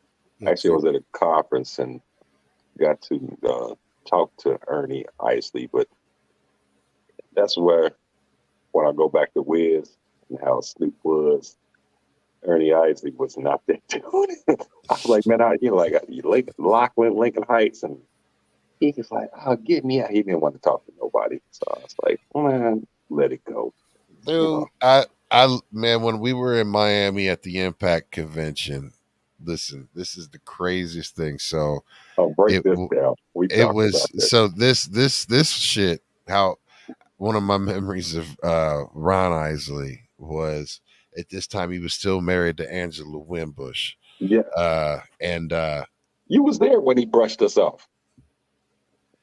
oh yeah, Well, oh he yeah. was getting in the elevator, and I was like, I spoke up. And Oh, he, but I had already talked to him. Like I had already peeped him and yeah, his disposition because I was standing next to him. I ain't say shit to him or anything. I yeah, was just standing next to him and I was peeping. He was like talking to Angela. He was like, "Man, you got to get me the fuck out of here." Like, that's what. he, Yes, you're right. he was like, "You got to get me the fuck out of here!" Like And just as he straight. repeated it He in said front of it me, loud as fuck this, so everybody heard. And shout out to and I my was like, son for dude, the we piece of from the shit. same. I was like, nah, Yeah, he was like, it was a nah. wrap for us talking. I was like, He had the and I finger said, waves dude, all extra gelled into his dome piece and shit. You could tell he I had said, eyeliner and shit on. He was on his Mr. I Big said, shit at that dude, point in 96. Mm. you It know, was you get 97, mad when wasn't it? somebody don't talk to you, but I was like, Yeah. you gotta understand that pressure, and I was like, yeah, Man, but hold I, on though. Listen, go ahead. do you remember at that same moment, right around that same moment, little Kim was right next to us. And she had on a wig, I swear to God to you. She had on so first off, because she is literally super short, right? Yeah, I mean, it's strikingly short. And she had on this crazy Versace dress and like these platforms and shit. But the wig that she had on, was it looked dead ass on Cousin It because it yeah, went it was all the way sitting on top down of the head. past. It went all the way down, like almost floor length, and completely around where it like almost completely covered her face if it wasn't for her like Versace sunglasses that she had on. But it looked like a little like as she was walking around, it looked like a little Mr. It from the Adams Family. Yeah, yeah. I was just tripping out at like, yo, look at little Kim. Like, I mean, it's like little Kim and she, Hey, you know, What you at learn least you about live is up they to her are name, little. humans, and oh like yeah, they are all that, and a whole bundle. I mean, the creativity comes from it. Was like, and you got to catch them at the right time. Some are better, some are worse, and like yeah, you man. know, What I were you got gonna say? stories on great conversations with people, and then I got stories of people that like. Yeah, Remember, Def Jam was down in actually no Arista. It was down and went to meet CeeLo. Like, hey, it was a brush off. I was like, man, that music ain't that tight. But I was like, Arista was on that big label shit because they were still a major. yeah, You know what I before J mean? And Records they sucked them up. right, but Arista, if you think about it, they were on. I mean, they had been around forever, right? And had a collection. They had all of the label, the imprints underneath them. Bad Boy was underneath them. LaFace was Yep. underneath them. You had right there when you had Bad Boy and LaFace in the '90s as two of your major imprints, right? And then you had Def Jam was on Island Records, Yep. um, Island and Universal and then right? Motown. I, Yep. and here, actually, you just sparked something I wanted to talk about because I heard this. Shout out to Judy Jones. It was her birthday. Oh, happy birthday, Judy. Yeah. So, I mean, it was talks of the labels combining to pigeonhole the music. Hmm. And, like, nah, I said labels gonna buck back and imprints gonna buck back. It didn't. And they lost actually their strength. I mean, they still making money, but the internet was coming. And Yeah. you controlling, I mean, you don't even have A&R, artists and repertoire no more. Nope. They don't develop artists. They go find them. They go look and see if you got YouTube. They seen if you hitting well, back in the day, they were seeing if you was hitting the record pool. Yeah. Electra, which is no longer functional, they like, hey, Fresh, I would get a call. Like, who's this on your chart? It's like, well, like, what's the numbers looking like? Like they local or like, no, they out of so and so. And Then, you know, I wasn't gonna lie. I said they sponsored Record Pool, but hey, my DJ saying to get some traction. So then Lecturer would come with a deal to scoop them up. And then they all started to do this and combine. Well, they had to because of Napster. Yes. Oh, well, yeah, because That was it. I mean, because that was the thing that made me want to get out of promotions and stop fucking with music and leave like that whole hip hop thing behind, was because of that. Because I remember I still have some checks that are still outstanding for some of the street team work that I did and the other shit, and it's like crazy, right? But I still do, and it was all because of Napster, like the work and everything. Everybody just kept folding, and it just destroyed. It really did destroy the an music artist, industry and if how they they had it didn't, set up. I'm gonna give you a relevant idea now. Like a with basketball would be the biggest. I don't like my contract. I want out. Like James Harden right now or something like that. Artists was doing that because you know they get in and they see that money that's calculating, and all of a sudden you're like, hold on, I'm not getting as much as I think as an artist. And so they were like, oh, okay, the grass looks greener on this side. So they started licking their own. They leaked, leaked their own music to get out of deals, so they couldn't sell their Absolutely. music. And so they Yeah. can, you know, they say, well, we got that first paycheck. We'll leak our music if you don't, because they would control what they could put out. And then that's when the independents started to rise. Independents was looked at like, yeah, whatever, flash in the Right. pan. Now Hmm. everybody's independent. You walk into, and then you've seen artists like a This Master is P and this this is an name. independent movement right here. This is an independent movement Oh, right here. absolutely. I'm like, hey, You hostage we by had things on the radio show we couldn't do, and then uh, I knew that for a fact with the Wiz. We couldn't do what we, you know. If I was on the Wiz, I couldn't play. I couldn't just bring that. I could have played that song we played. Speaking of Wiz, what were you gonna say, Wiz? He wanted to, what were you gonna trying to say? Just giving us, you an opportunity. That's Weez. us Yeah, I know. because Yeah. record labels held you hostage by records. That's why the mixtape industry became so big, is because Get my music out. artists could be independent mixtape. Yeah, and record labels, well, you owe me 3 albums. So what do artists Yep. do? They just drop mixtapes, never drop the album. Eventually they get out their deal. Yeah. And they because you told them like, oh, we want you to sound like that last dude that had a hit. I said, Yeah. that's not pushing hip hop forward. That's biting. That's copycatting. And I remember like every time somebody came up with, you know, something that was a little different, the other labels would scramble and they would make their artists like, you need to do a song like that. We're gonna bring this producer in there. I'm like, that's going against my budget. And so now, you know, like we got to do a song just like that, and that ain't what we trying to do. Well, that's hot. That's he went platinum. I said, well, is the next single gonna go platinum? So we're pushing the game forward, and biting was like a taboo, but now it's like, oh, you got to copy. You can copy the formula, don't copy the sound. You need new artists to keeping breathing life into hip hop. Otherwise, I mean, you want to hear the song that everything got the same tempo, sounds the same, and everybody sounds the same.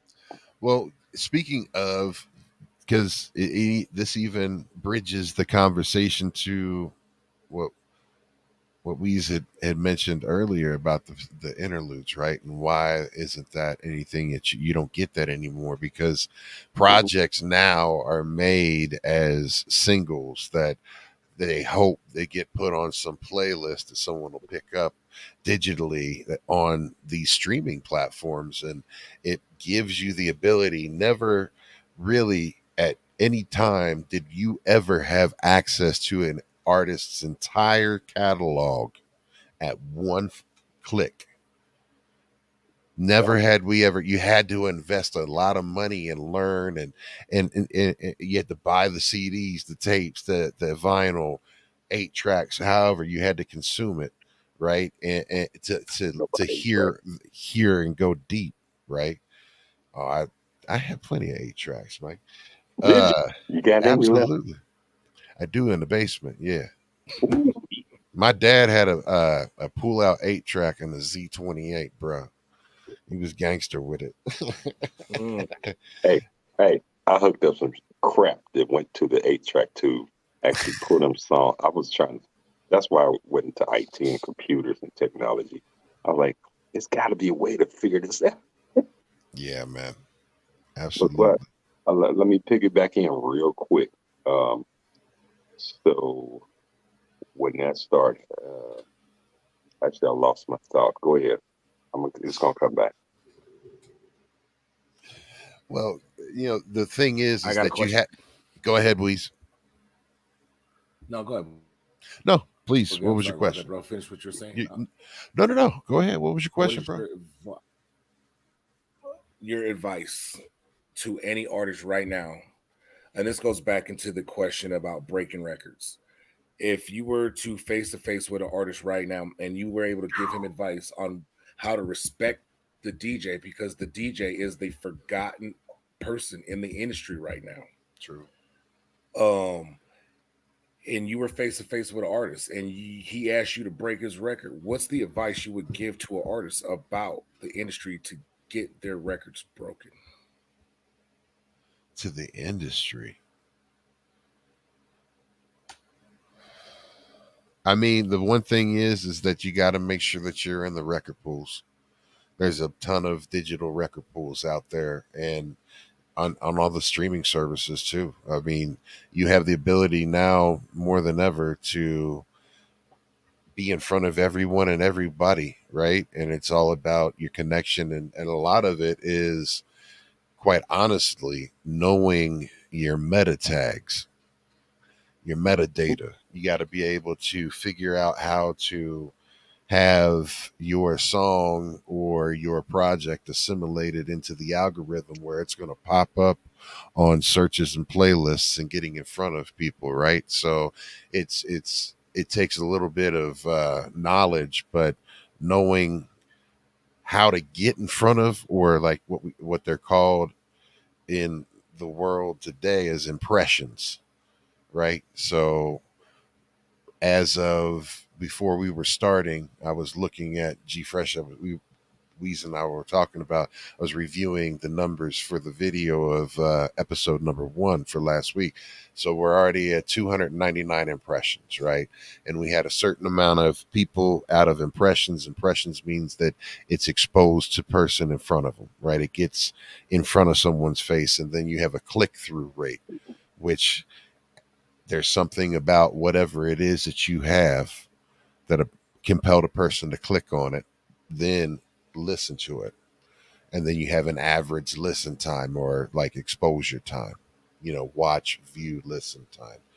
And those are all things. And that's how your content is continued to be pushed in front of other people, other users, right? So as people continue to engage and click in with your content, and the longer they sit and consume it, the more the algorithm is going to push and suggest it to other people, right? So there's a whole art to just the way that you present, and the way that you can manipulate the system if you want to code it, because really what you're doing is you're coding your your song in a way that the algorithm can pick it apart and I'm say, gonna add okay, it. I'm I'm gonna add into going that. to present. Being Yes, in the please. IT world, when I guess I got in there before, because now you got to pay for Google placement and stuff like that. I remember me and Mad Max was talking about this. Like, if you Google Scribble Jam, B Boys Underground back in the day, I don't know how I did it, and I got grandfathered in. He said he wanted to like why wasn't his mixtapes when he was selling all the mixtapes? He said, why ain't that popping up? He said, if I put in Mad Max and mixtape, it goes to your page.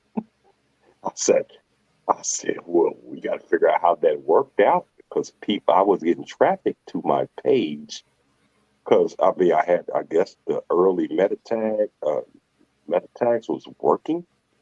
I mean, it's a whole new game, but it was like everybody Googled, they could always find my stuff.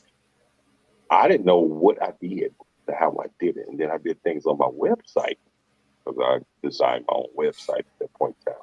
It's pretty much, just sitting there right now. I use it to transfer music. So, but everything got to be about tagging, engagement. It's just a whole new world, and monetizing. That's important. So if you want DJs to break your record, you always got to, do the interviews. Here's a platform. So Ghost Boogie got Twitch.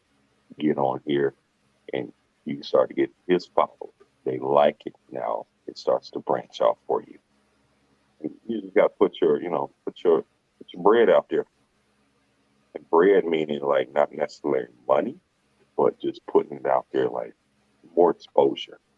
Your time, it takes time. I mean, time is it ain't money. no like, I'm hot and everybody should know who I am. I can't stand artists that say that. Like, I want to blow up, and like, are you looking at it right? They're like, do the research. It's like a new basketball guy coming out, and he don't know who Bill Russell is, or Dr. J, or Michael Jordan. You got do the history. Learn how, learn. And then when you do interviews, that is incredible. I mean, that is important. Doing a great interview gives you if they like your music, you do a crappy interview, you're like, oh man, corny. Come in there prepared to talk. Well, Weez, I'll bounce it back at you. What would you say is important for an artist trying to get out there today? What would be the advice that you give them? Yeah, social. It's a digital world. I mean, if you're not on all social platforms, and your tags mean everything. When I first started, it wasn't Big Weez. It was Big Weezy. I had a Y on the end of my name, so when people search me, Lil Wayne always popped up. That was all first. Me being young and dumb at the time, I was like, well, I don't want that. So I removed the Y from my name and then asked myself why later when it made me more searchable because my name was the opposite of Lil Wayne. He, Lil Weezy, Big Weezy. To this day, if I'd have kept that, my hits would have been through the roof. Yeah. But you dropped the Y. But yeah, I dropped the Y and then asked why later. But it's literally it. I think it all follows in your tags.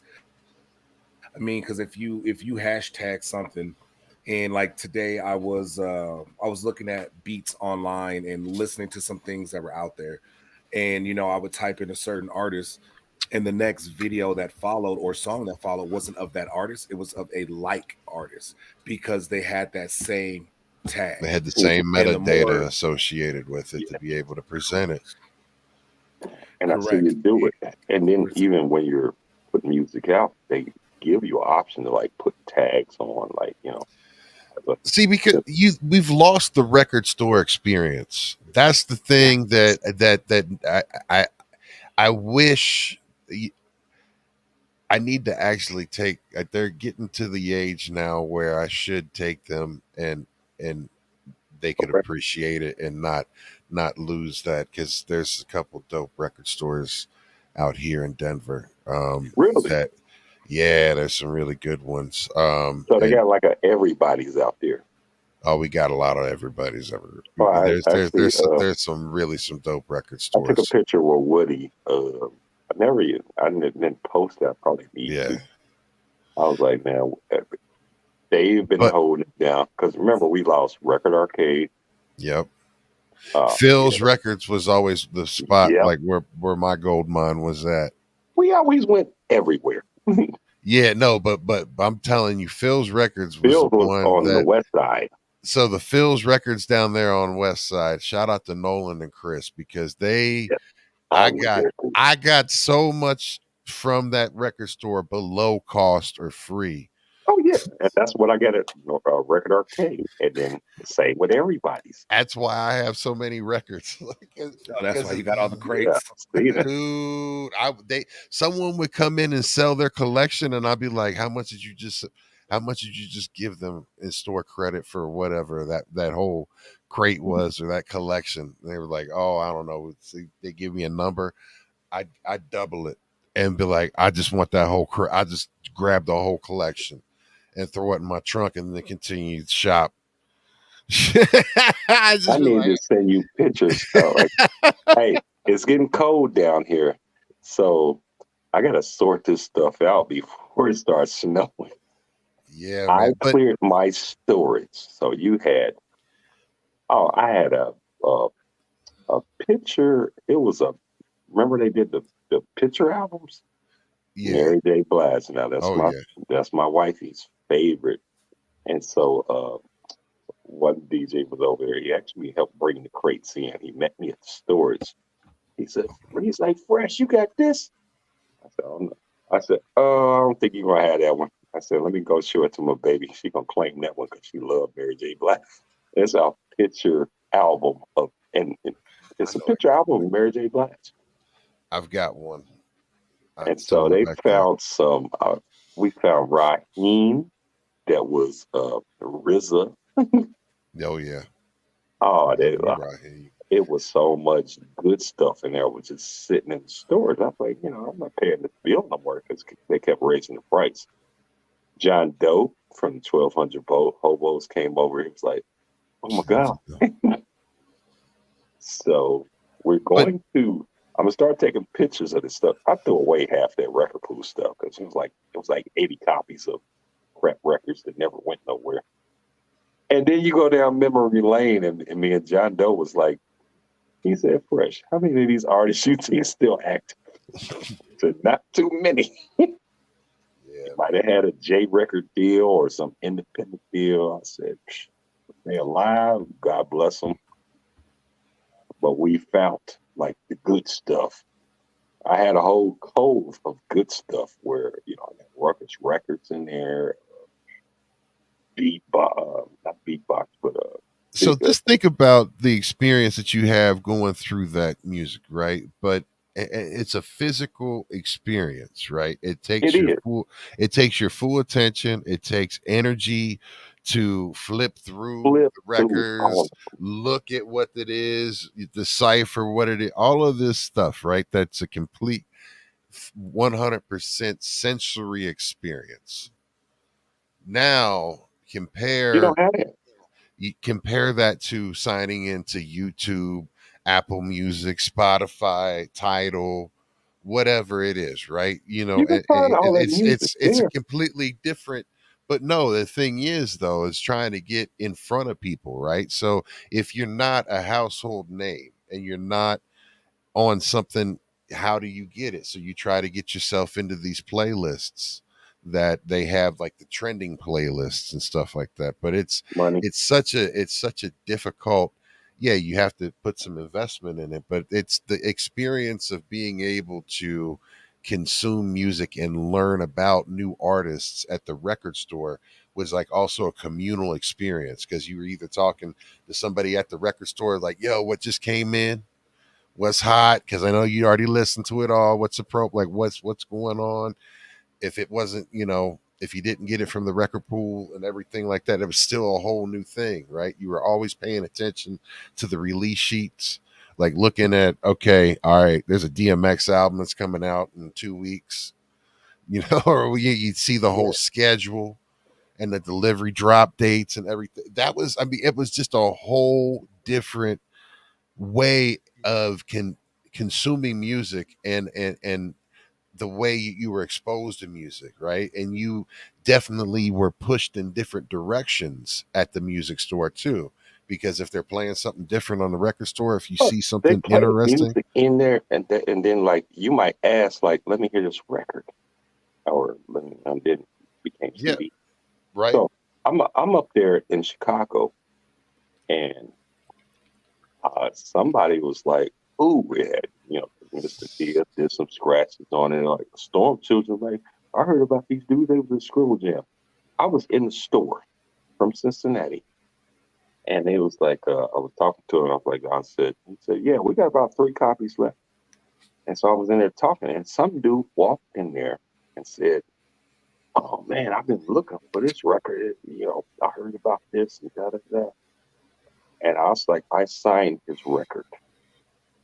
And it made the store owner happy. It made me happy. It made that dude happy. I signed that record. So I was like, look on the credits. I produced it. It said G Fresh. He was right like, on, what? man. He was like, oh man, and then that gravitated because it was so, like you said, communal. So other people start coming around, like they in there digging in the crates. And it was like, oh man, you did nothing. They start telling me stories. I got like 18 numbers. It was crazy. And Hell yeah. I was just sitting there like, man, my record's up in Chicago. Look like I produced. And then it was just the adoration was incredible. And we started taking pictures and stuff. Like, I think up my phone got jacked. I don't have those pictures no more. I was up there like, yeah, I was feeling myself. Like, I'm from Cincinnati. I'm in Chicago, and people in the record store like asking me about this record, and I'm signing records. And it's like, man, that's incredible. I'm like, so how do you do that now? We're a little younger. I mean, what can we? I mean, you got to do. You got to stay on your social media for this one now. You got to engage with these people, find these artists when they're coming up, and and the artists got to really answer. So, say you're doing a podcast, say you got a YouTube channel, answer everything they ask you, or get somebody else to do it. And then okay, hey, they because you never know, this guy might turn into somebody want to book you for a show. You know, Make that turn into sense, so you're communicating, like how we said earlier, how Snoop just showed him, like, yeah. So for a young artist, like, be that, learn from that. but Be personal. also it's Go ahead. the information's free. It's out there. It's on YouTube. YouTube is the believe it or not, the world's most used search engine is not Google, it's YouTube. People will go to YouTube before they go to Google to search Who for owns something. YouTube? Google. But here's the thing. What I'm saying is, but think of that. That's also a way And that Instagram. you can find, and everything that I've learned so far in this streaming game has been from YouTube. Like everything, anytime that I try to figure anything out technical or anything, I go to YouTube. I So use that for my job. yeah, I mean, so that's the thing. If you want it as an artist, if you want a tool, YouTube is for free. You can get to it. It's free. The game is out there. You just, I guess, making sure that your mind is open and willing to be able to type in the words to get it into the search engine to what you're actually looking for. That's the actual trick, right? Being able to figure out Yeah. how to search for what it is that And let me tell you you're something. looking to do. But I'm it's telling out you that there's because we talk about algorithms. So when you're searching, I know how to find what I need. And there's algorithms to this thing. So you put on one, you put in one word, you're gonna get a big search. You can use a minus, like, hey, I don't want that part of it. You might put in, booty music. Now you'll get a bunch of videos and information that you don't want. So say I want booty music, put minus porno. Now it's like you get no, you put minuses and pluses. It's called Boolean language. Yeah. And I learned this early from, I'm in IT, so it's programming. So you minus out the words you don't want. So you space it, put minus. I can find anything I want on Google, but you got to use the minus to get rid. Okay, I don't want that part of it. I mean, like You don't want the naughty bits.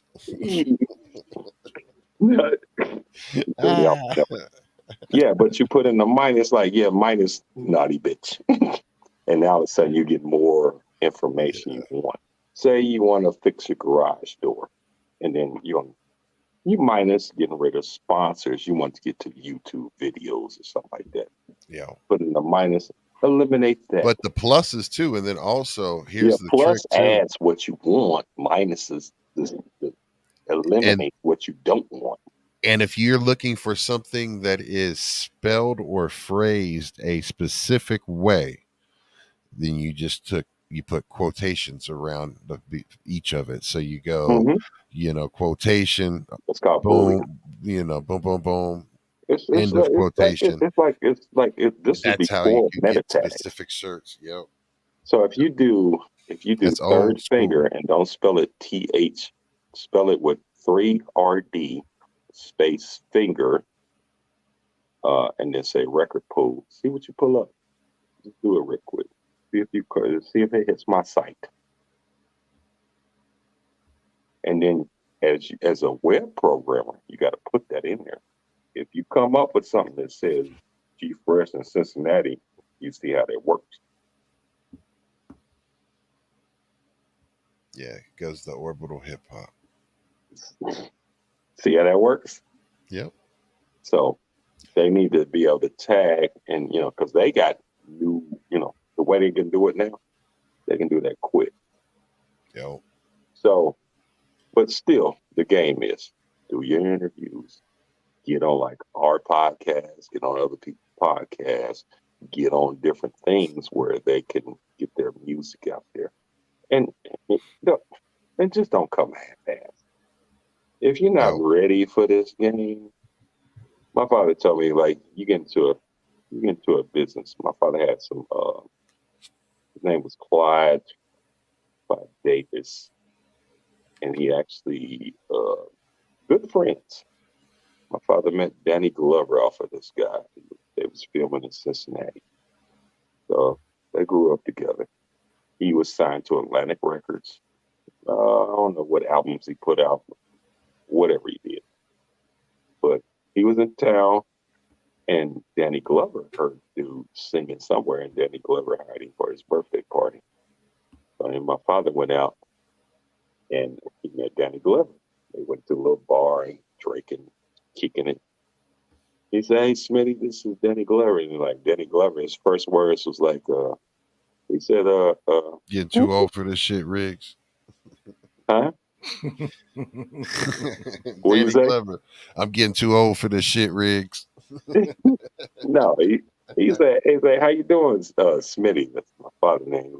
He said, "You want my autograph?" My father said, "You want mine?" He said, "You got to sit down and take your pants off and take a dump like I do." He said, I like your movie, like what you do." And Danny Glover just laughed so hard. He's like, "Oh, my bad." He said, "This is how people approach me. I like your stuff, but like, I don't want your autograph." He said, "What is that going to do for me?" And he was like, "Man, I apologize. They kicked it." That's how I work. I want knowledge. I approach people. I don't approach people like a fan. I approach people like, "Hey, I do this, I do that. We're going to talk. We're going to talk." People, that's good advice. And just be. I think with the new era, be confident without being arrogant. Yeah, I think that would be a statement that I would stand on. Be confident and be approachable without being arrogant. Because what's the saying? You're gonna fall. You rise, you fall. Yo, and what were you gonna say, Weez? I think it's all good information. I get asked this question as I deal with a lot of independent and underground artists, and recording them and producing them. They always want that one question: what does it take to make it big or get noticed? What advice do you have for me? And I said the blueprint's in front of you. Just follow it. It's there. Use the internet to your advantage. Can I ask you You something? have When they to brand say when they yourself. want to say they want to get big, I would It's counter them with like, do you love the well, it's very hard to find. And I'll be honest, a lot of these up and coming artists, they see the money. They don't see the yeah, love, the yeah. I don't see passion. it like they They don't see just the they work. just want the fame. They're not in it for the same passions we are in it for. The artistry. Um, Yeah. Right. But a job is a job, and if you're gonna pay me to produce you, I'm gonna do what I could do. But they always want that advice. And the one thing I always tell them is you gotta love what you do. You gotta give 100% into what you do and just follow the blueprint. It's been laid in front of you generationally. Every decade, there's a new blueprint, and it is laid in front of you. You follow that blueprint. That blueprint leads to success. But make sure you have a money trail to follow that blueprint, because if it don't make dollars, it don't make sense, and it takes money to make money in this industry. I Absolutely. would say contracts too. Yes, So sir. we ain't on here whining about like, oh, somebody I did this and I was doing this for free, and all of a sudden, you ain't get no Well, credit for it. That so cross T's and dot the I's. well, here's the thing I wanted to ask you guys, and we'll let this be the closing question, Sure. but the closing segment. But speaking of someone who quote unquote broke the algorithm and figured out a way to cut through, man, I don't know about y'all, but in the early days of YouTube, I've been messing with YouTube since its beginning. Yeah. And back in the day, that was a way to hear all the songs, because before they took all of the copyrights and knocked down all of the stuff, people would release and put whole albums on, and that was a way to preview if I wanted to go get a CD or not, or get a, if I didn't have it, right? So for free, because I didn't ever go fuck with any of that Napster and LimeWire and shit. I would never I did not. do I had that. viruses. Yeah, But go I didn't exact. It was because of the viruses, right? So I yeah. never fucked with any of it, right? I had to So re-image my computer. right, Yeah, I was like, I knew better. I was like, no. yeah, but you So couldn't resist.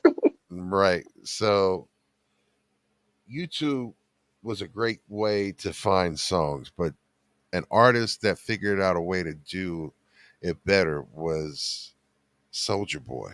I Now knew that's I could not stand that fucking song. Like, but I always time like I type in a Google search OJ's, right?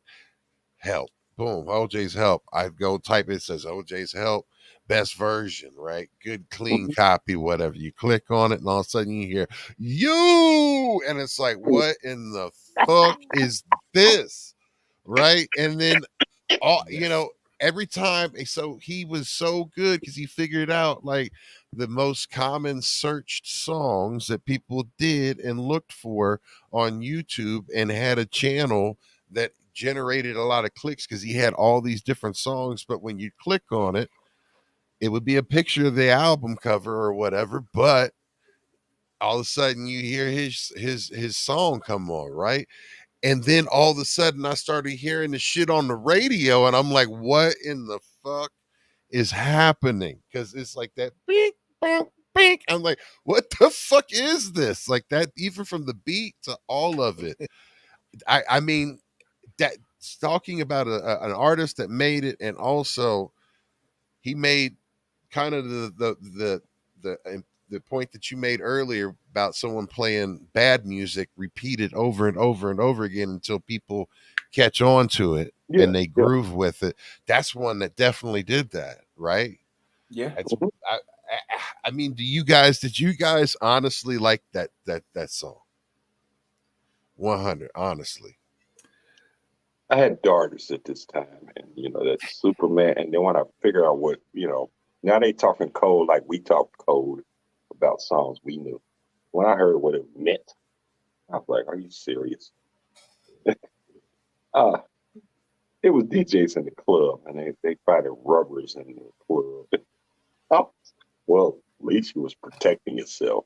I was like, this with this, every generation flips over, and to hear it from like, well, you think you know everything, but you get older, and like we know our language and our dialect, Right. and that was like that. This what this song talking about. To hear it from your kids when I thought when you think you know everything, and then you get out of the real know, and even I'm Right. in the game.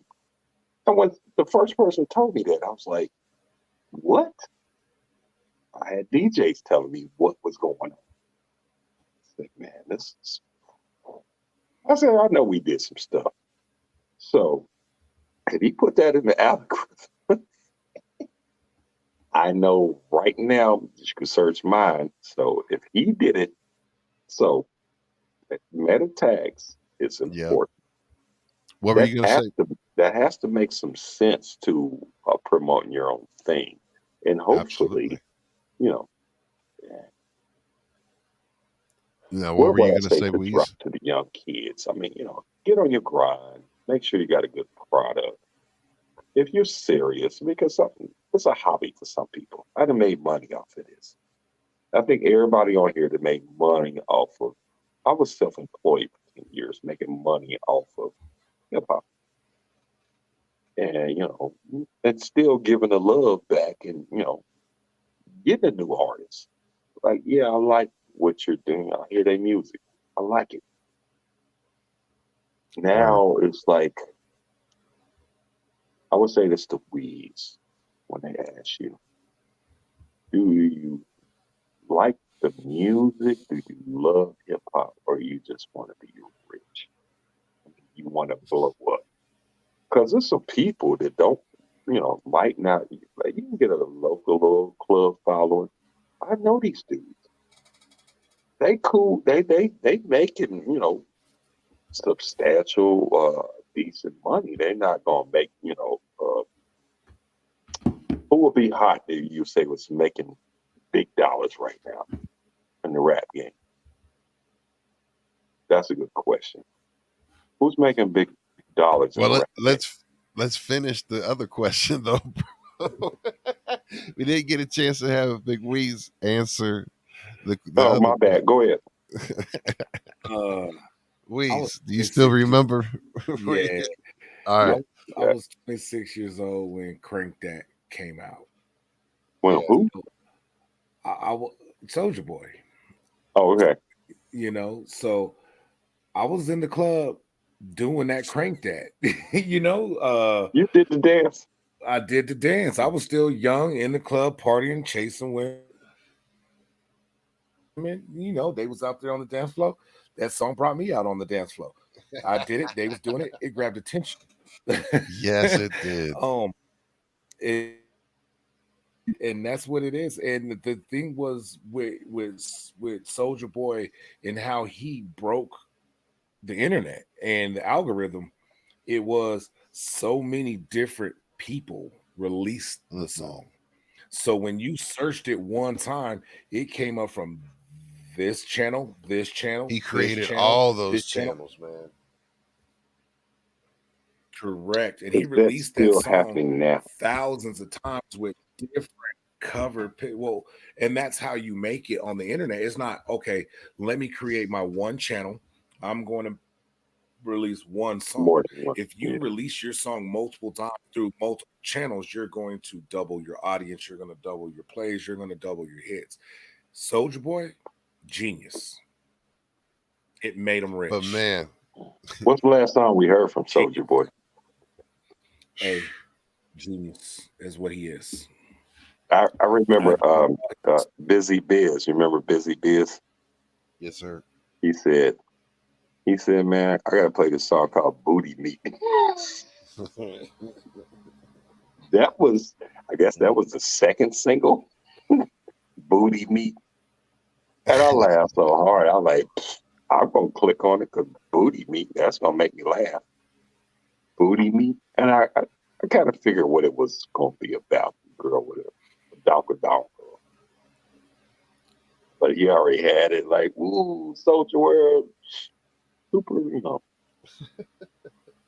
I can't tell you much other music by the man, but I mean, for Yeah. what he did for But you knew that.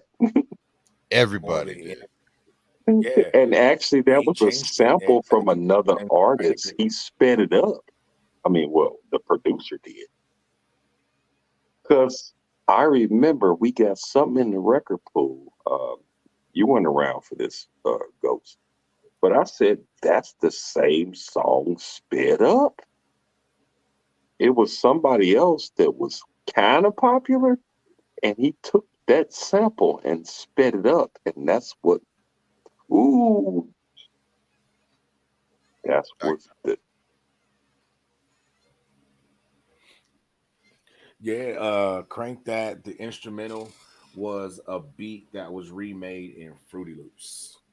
And that's where that music making software or beat making software became so popular. Yeah, Is when it was easy when to do Soldier it. Boy came out and said, I'm using Fruity Loops to make my beats. And he was just taking other beats. And like you said, he either sped them up, slowed them down, or chopped them, but he was still remaking them from scratch in Fruity Loops.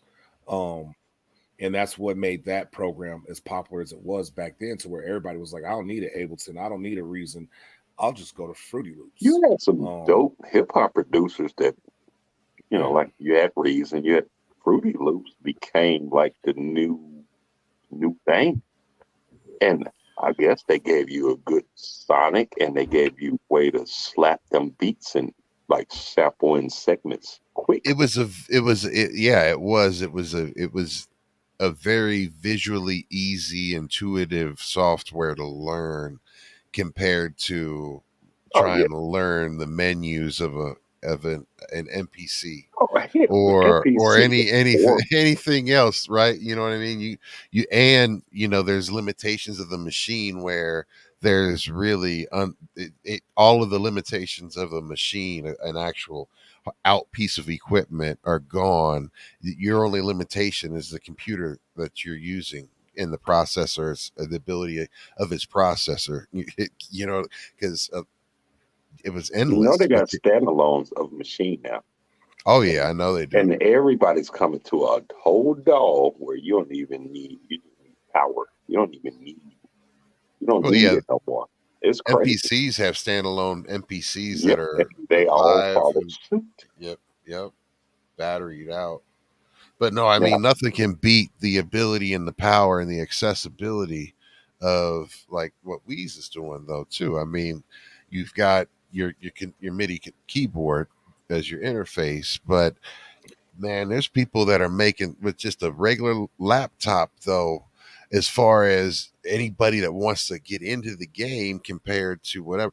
Like you can get in and make beats, boom, by a computer with little investment starting mhm, out, and then you get your plugins and everything. Like how much mhm. money do you have invested in, like you've got a fuck ton of sounds and a shit to, like what how long would you say your collection is in regards to all your producing library, Wheeze? Mine?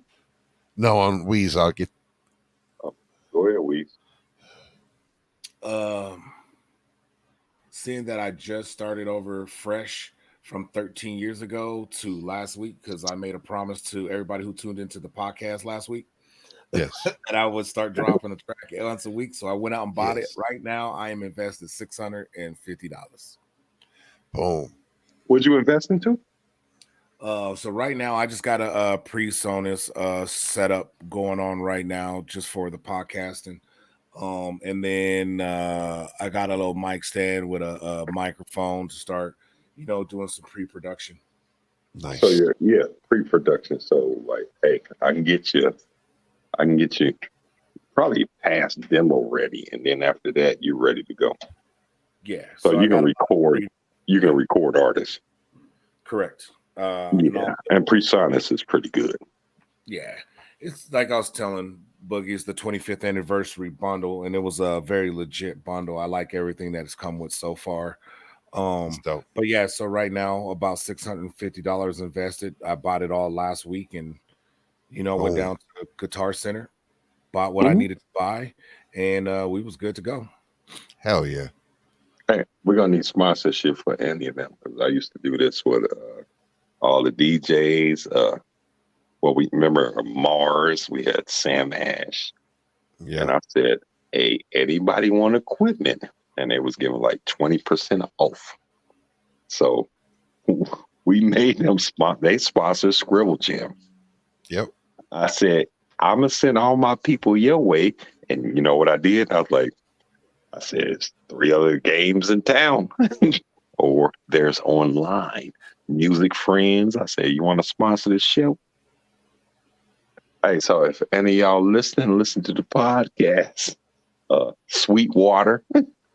Yep. That's a good I one. said this is the second episode, but by the 5th episode, somebody better be jumping on here. Well, I do want to shout out KPO DJ. So I had a situation where I needed a road case for my DJ mixer. Okay. And because the last gig that I went to, I took it out and brought it in the box and put it in between. I want a road case for my mixer. So I've got a gig coming up here at the end of the month with my brother Cosmo. So we're doing Cosmo, shut up. we're doing an anniversary party, and we're having a big event in my neighborhood where it's an adult trick or treat. So it's called Trick or Drink, and it's like the entire neighborhood's closed down and everything, where everybody's houses are serving alcohol. Just tell me where I Well, need you to just park. need to I'll go be to there. Cosmos. So anyway, I'll be DJing that. But get back to this thing. KPO DJ, right? So ready to arm. they he's putting in the code for the nuclear warhead right now. Hey, don't worry about that. Hey, keep the house safe. I'm gonna say, because I Better know have one. I know KPO DJ sponsored another podcast that I watch, which is Tweak Music Tips, and shout Okay. out to them.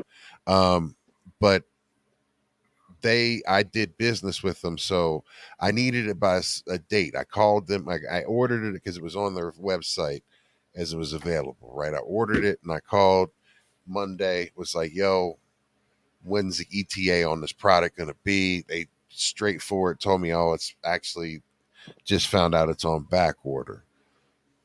They started looking for alternatives for me. They couldn't find any alternatives, and just straight up, told me like, yo, I have no way of actually meeting your date that you Oh, need it by. I'm apologize, they'll refund your money, all of that stuff. No harm, no foul. But they came up and instead of dragging ass and keeping my money and fucking up, my date and what I need, they were like straight up 100 with them. And they are a friendly website towards, they do financing and they do not check your credit. So you can get some things to be able to, if you're looking for equipment and stuff like that, they're actually a very solid and very good company. So repeat I that name respect again. KPO DJ. They're dope as hell. And as someone who will be purchasing my next musical thing that I need, will be coming Sure. from them instead of Amazon. So I Yeah. support. It's a small family online store out of Florida, I believe. So Okay. salute to them. KPO DJ. Yeah, Yeah, post that.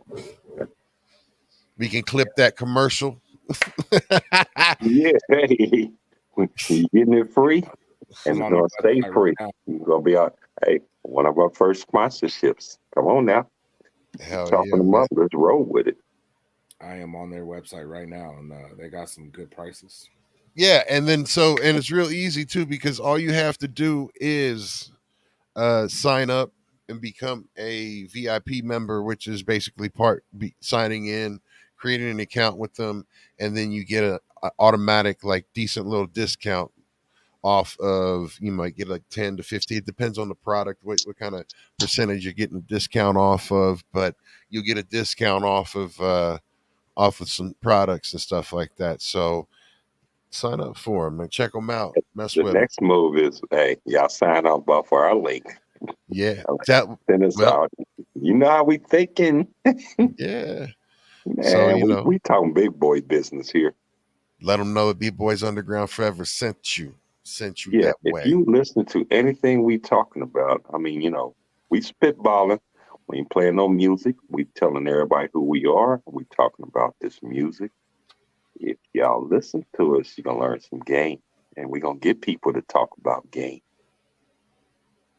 Well, it is about sharing information, right? And this is Absolutely.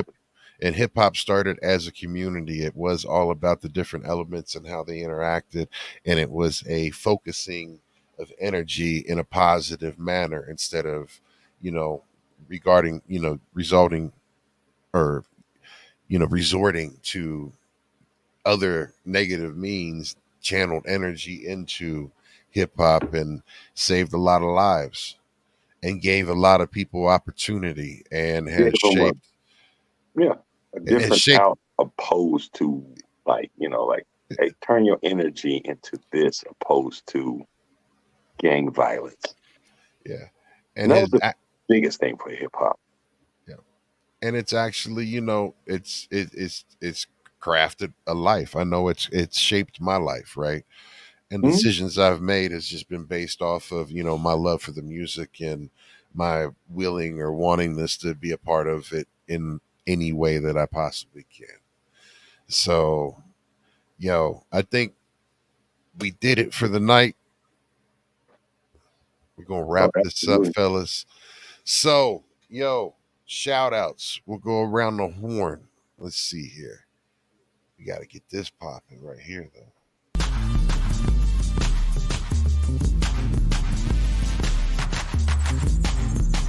We'll go with shout outs. Big Weeks. Shout outs, fam. Shout out to the people in the chat today. Appreciate you. Shout out to ASAP A-Co Montana, new artist that I'll be working with here shortly. Introduce y'all to him as well. Shout out to the big bro Jazzo, of course, and shout out to anyone that's going to support us in this movement. Hell yeah, man. Hell yeah. Well, it's great having you on as a co-host and not a guest. So I appreciate you, fam, joining this thing, man. This is, remember, this whole show was to make sure Weez is like, I'm feeling Weez. I'm feeling my Weez. Dude, I Googled your music. I like it. I appreciate it, man. I'm going to get you some beats too, bruh. Send them. I'll wreck them. No, I'm like, hey, y'all going to get carte. Or hold on, I shouldn't say this online. You're going to have carte blanche to my catalog like everybody else do. This is a private thing I give people I really cool with. And like, one of the beats is hidden in that library that everybody's listening to. Yeah, I'm gonna give y'all. Actually, let me quit talking. Yeah, y'all gonna have it. Y'all gonna like, man, Fresh, what's this? So like, and there you are. And every time you play, we'll talk about that offline. Yeah, but right now, shout outs, G. Well, hold on, let's see. Well, I'm gonna give shout outs to. I want to give a shout out to just been, trying to hype the show up and then give a shout out to Mr. Jones, my Jay Wizzo, Repeat, goes to Rob Neal, my wifey, of course, Stacy SYL, my brother Q, DJ Drizzle, DJ Busy Biz, DJ Diamond, anybody from Third Finger Record Pool, and anybody that helped us with B-Boys Underground from back in the day. rest in peace to anybody that I love, I missed. Just trying to Kush Rashad, shout out. It's too many, you forget somebody and you just gonna feel, oh, you miss me. Well, I miss you. I said, I'll get you next time.